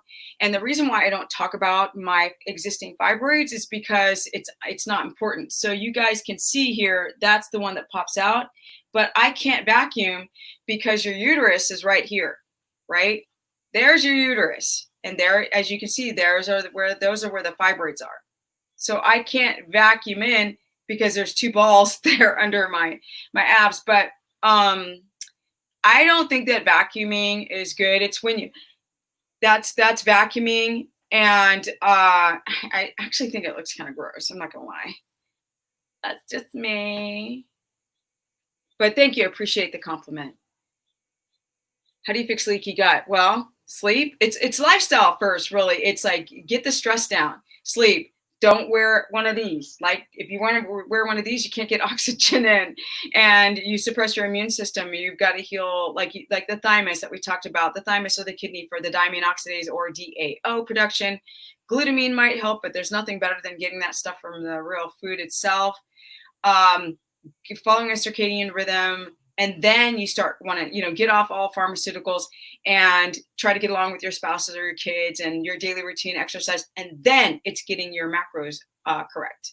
And that's a whole nother thing. So you guys, I do consultations. I just opened up another 30 days because people are like, oh my God, you're all booked up. So there's more, a whole month's worth. So anybody who wants a consultation, get in now because that shit goes fast. But, if you want to vacuum, if you want to heal your leaky gut, it's not that hard. It's about taking like Sarah. I know Sarah. I know she gets stressed very easy. I know she's got an autistic child. I know that she's trying to bounce as a startup new business, that I do the same thing. So I know exactly what kind of stress that you put yourself under. So I know why she was wearing a continuous glucose monitor. I'm like, look, your numbers are hitting exactly what's happening. She said, oh, you're right. You know what I mean? We started talking about that. We put her up, she had the kidney pain because her electrolytes were crazy, super swollen. So being able to talk to someone really makes the difference on what to prescribe. Let me see here. What time is it? It's 12. And I've been talking since 10:30. Okay. I've heard you mention that butter could cause histamine. Yes. I've been eating raw butter and I think I'm good with it. Can you please share what reactions I need to look out for? Yes. So that's easy. The reason why people, even Diane, react. Sorry, my phone is ringing, but it's on silent. The reason why people react to butter is because there's a little bit of protein left in that butter. Now, you take the milk from a cow and you skim off the top of that milk and you get the fat. Now, when you skim off the top, you get a little bit of that protein. That's what people are reacting to. Protein is the growth factor in milk. To take a baby calf that's 75 pounds and grow it to it's a 2,000 pound bull.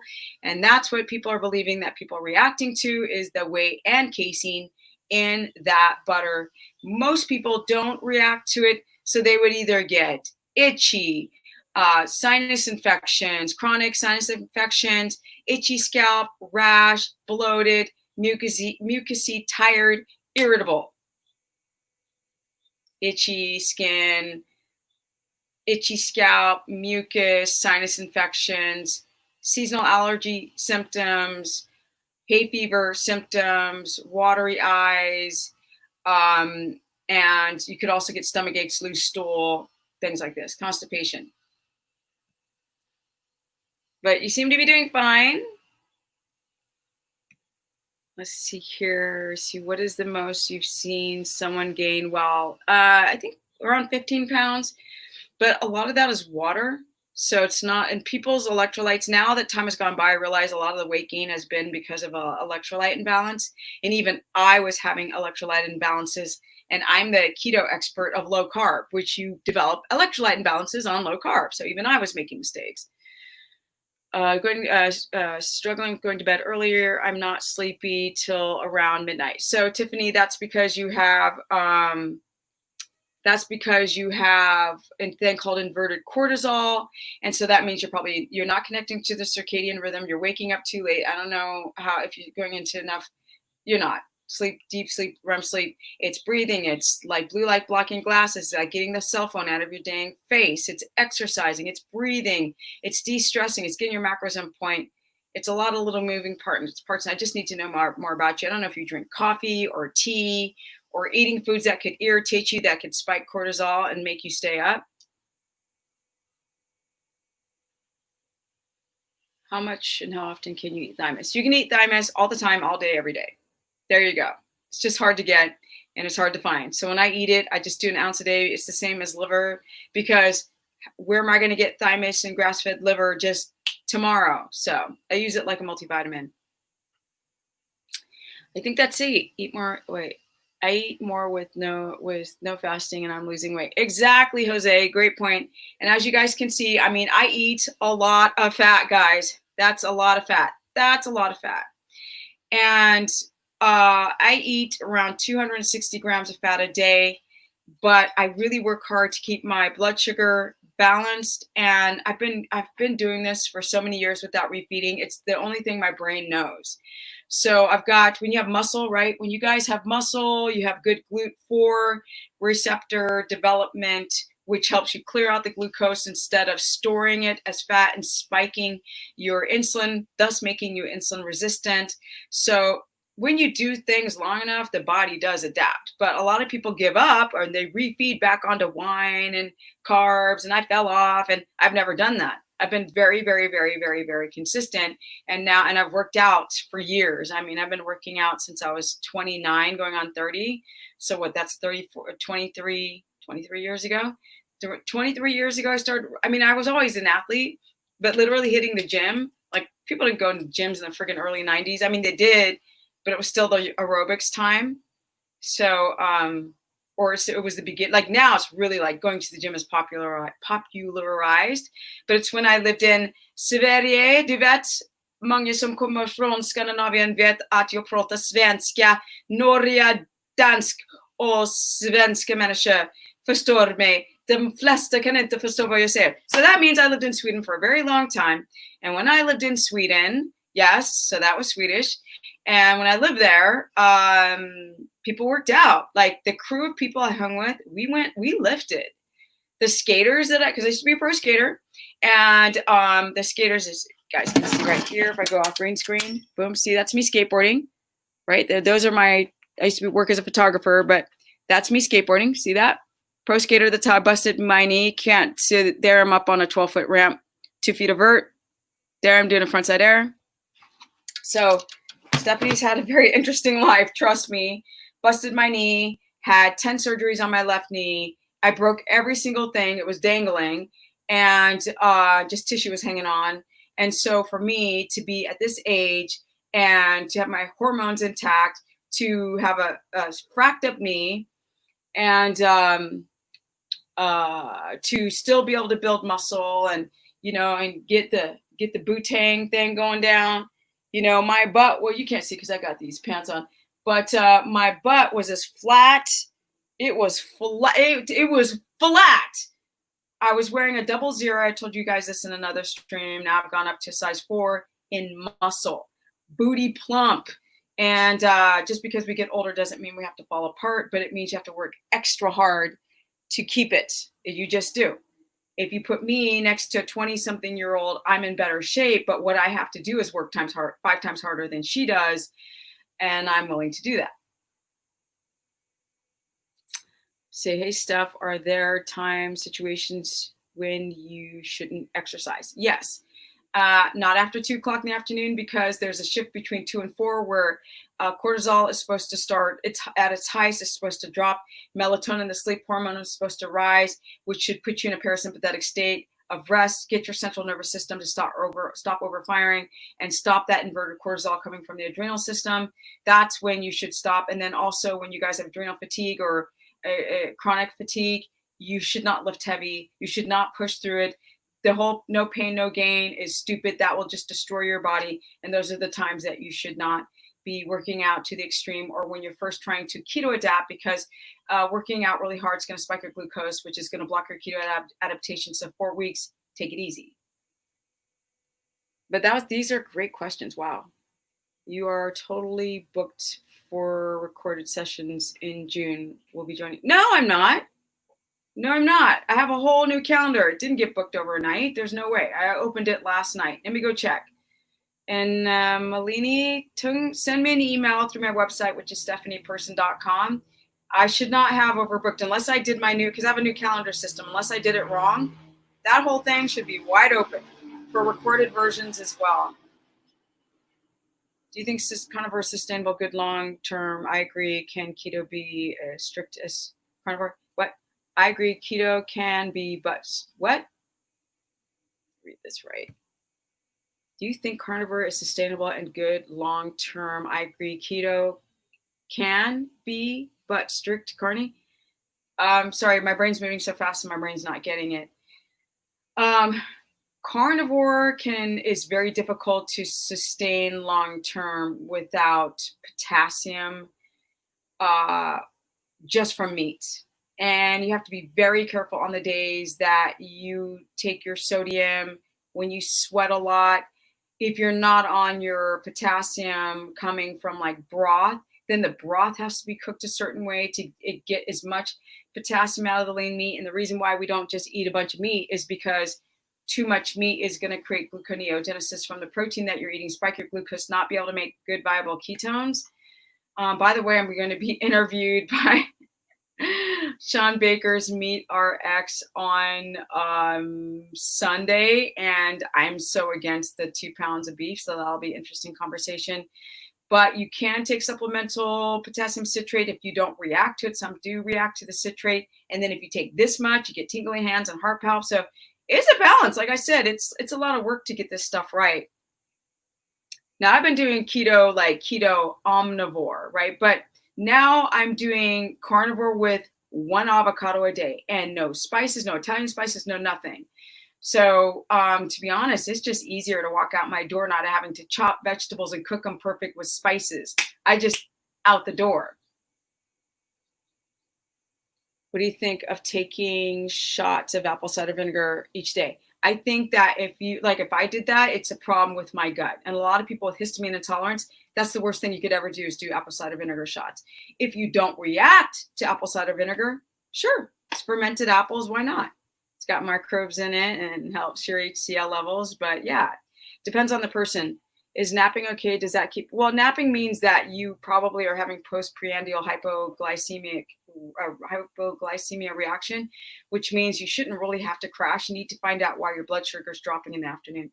Steph is so strong that she broke the wall off her living room to show us the room with her escape ring, picks and wash hands. I don't get the wash hands part, but I guess that's because I'm always like, don't do this because it'll strip the important acid layer off your hands that can protect you from pathogens that might hurt you in today's time. So funny how YouTube is completely being like watched now. So then you have to watch everything you're saying. Do you add salt? Yes, add salt. Yes. About a teaspoon, which is about 68 grams a day. I love both you and Carnivore Yogi. Thank you, Danielle.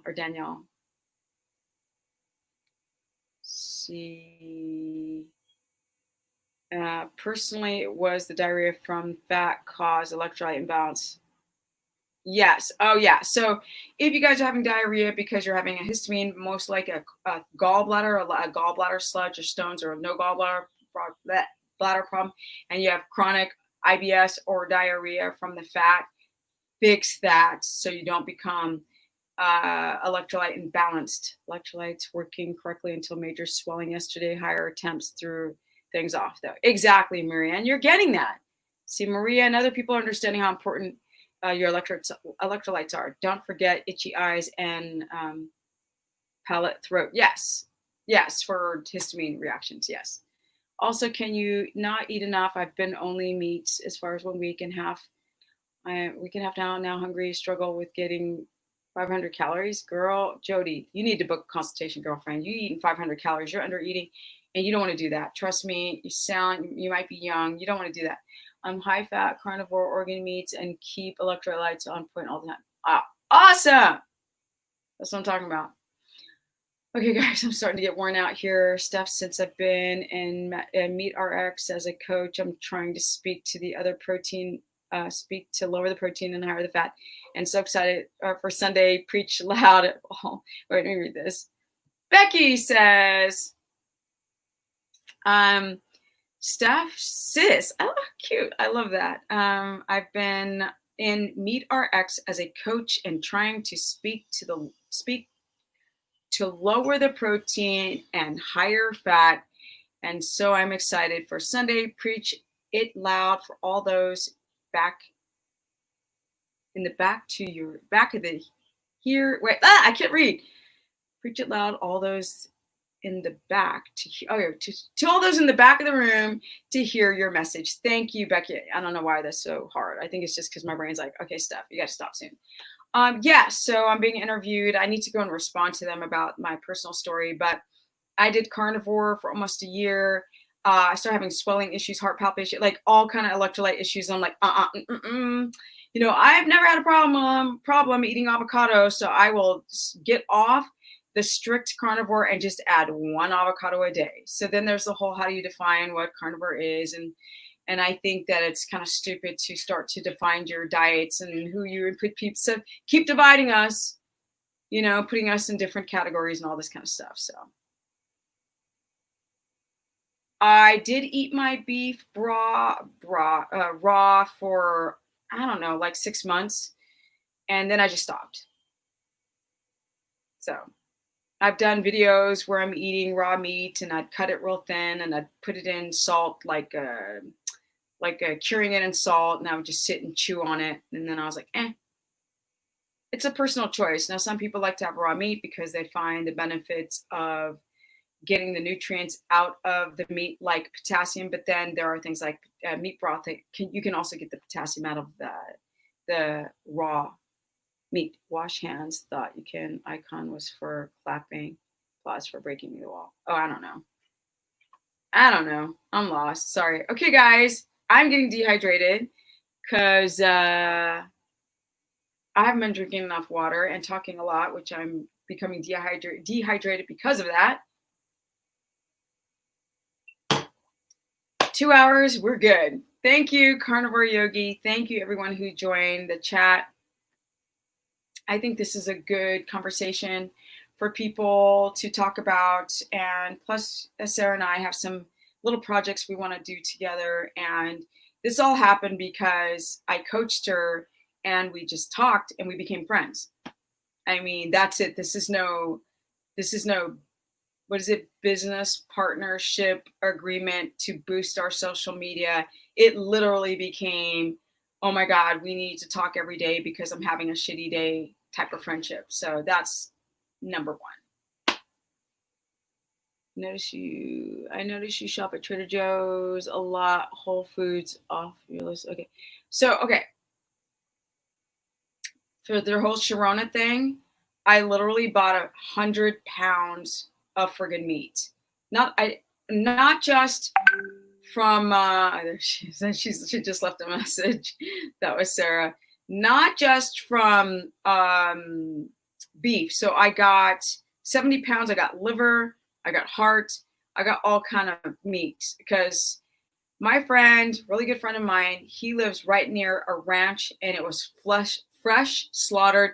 They threw it in ice from the friggin' ranch, right? They processed it. It was bloody in bags, put it in ice. He drove it to me. That's in my freezer right now. Then my friend up in, I'm so lucky. My friend up in Northern California, he got me pastured pork, fresh elk and deer that he killed himself, and salmon that he fished himself. And he sent me another 40 pounds of it. So I've got like over 100 pounds of meat. So my meat is that. So when I go to Trader's, it's to get butter. I get butter and might get some avocados and then I go home. So I barely go to stores because I can't stand to watch people with these on because they keep thinking like that they work. I don't even want to go into that because I'm trying to keep it on the subject of just stuff that doesn't give me a dang headache. You don't even know, to the point where I'm even thinking of moving out of my favorite state because it's getting so crazy here in California. I can't with it. Thank you, Diane and Jody, and you guys know I've got a horse, so I just want my own ranch. I just want my own ranch. Like, you go to these ranches and it's like I can't with it. So thank you, Steph and Sarah, Carnivore Yogi. Yes, it's okay to stick with one kind of fat. I mean, I would do a couple because make up. I know she's on my. By the way, you guys have a keto course page. You can go to stephanieperson.com for the course page. Super cheap. It's $15 for frack's sake. I worked too hard on it. I almost don't want to promote it anymore because so many people are joining. And I was like, oh my God, so much work. And I do consultations, stephanieperson.com. And I have my Instagram, which is Stephanie Ketogenic, and my Facebook, which is free content, those two places. And here, my Facebook is Stephanie the Business Person, as in the body business. They show the body. And okay, my brain's like, enough stuff. And I'm not even done working. Like, it's 12:30 and I'm gonna work until about 10 o'clock tonight without stopping. No horse today. 1 day a week I don't go to the ranch. Thanks, Steph. Sarah's a really cool person. I like her. She's real. She's very real. And it's really nice to see her be comfortable on my channel. So I really appreciate her coming here. So you guys don't forget to go to Sarah's channel and subscribe. For those who have not or do not know who she is, go subscribe there. Watch her journey as she's trying to heal from a lot of issues. And she just has a lot of great information and great interviews to share as well. And you guys can watch the evolution of her daughter. So she's got a nonverbal autistic daughter because her daughter got one of these. Okay, see that? And from the Get Sick season that happens every year, it was a simple, and that's it. Boom, neurotoxin, lights out. So like a normal child, 2-year-old, to fracked. Like, she said it happened in 24 hours.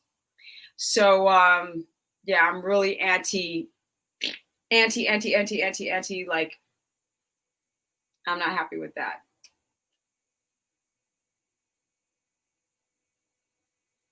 All right, guys, so have a fantabulous day. And I'm going to get back to work. I'm like, what am I going to do first? I think I'm going to work out, right? I'm going to put on my baseball cap, which I love to wear caps, put it backwards, and go do a workout because I got my workout bench right behind this computer.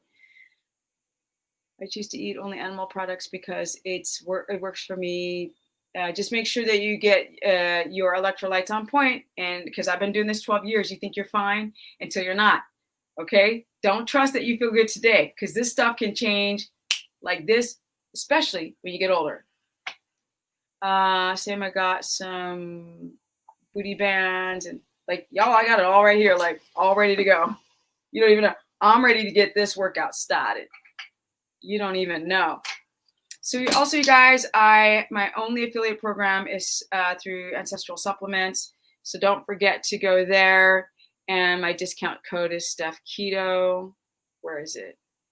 I forget because I'm not a very good promoter. Sarah is much better than I am. So that's thymus. So as you guys can see, this is the thymus here, sheep. And this really helps with your histamine intolerance, which most of us have, to help create, and also it's good for your lymphocytes, your T cell, your white blood cell count through this whole charade arona. Yes, I call it charade arona. What? It's beeping. And I cannot go to the ranch today. It's so beautiful outside. I'm not going today. I'm going to work today. I'm going to work today. Capital S as in Stephanie, K as in keto, all one word, Steph Keto with PH, STEPH. And you cannot use this code on Amazon because they don't make any money because there's too many discounts. So you got to go through their website. And enough promoting because I'm not a good promoter. I like to promote health and individual strength and feeling like you are a viable human being. Thank you, Marianne. You are so sweet to keep reading comments. So go work out. I know I'm bad. I am. And people on the replay always get freaked out because I'm talking to my people. And I really feel like they're my people. I feel like, I don't know, it's just weird. You get this like, oh, thank you so much for coming to my stream. So I really appreciate all you guys who came today. Have a wonderful day. And like I said, don't forget, I do consultations because we all gotta make a living online now with this whole charade around the thing. So don't forget to go to stephanieperson.com for either course page or for consultation. And if not, just stay right here at home. And I'm out. Thank you, Jody. Thank you, Jody. And thank you, Becky. Thank you. I love you too. What do I listen to when I work out? Right. Lately, since I've been working out at home, normally, like if you guys go and check out where's my Instagram? I can't play it. Oh, that's right. I cannot play it. It's not copywritten, but I've been listening to a lot of like oldies, like old, when I go to the ranch, because I'm not listening to pop music right now. My horse does not like pop music because the last owner who abused him listened to pop music. So he associates the abuse with the music. So I started listening to old, like, Nina Simone and Billie Holiday and whatever old 70s rock music to calm him down. And you're like Ray Charles, like this type of music, jazz or Brazilian bossa nova, anything calm to make my horse calm.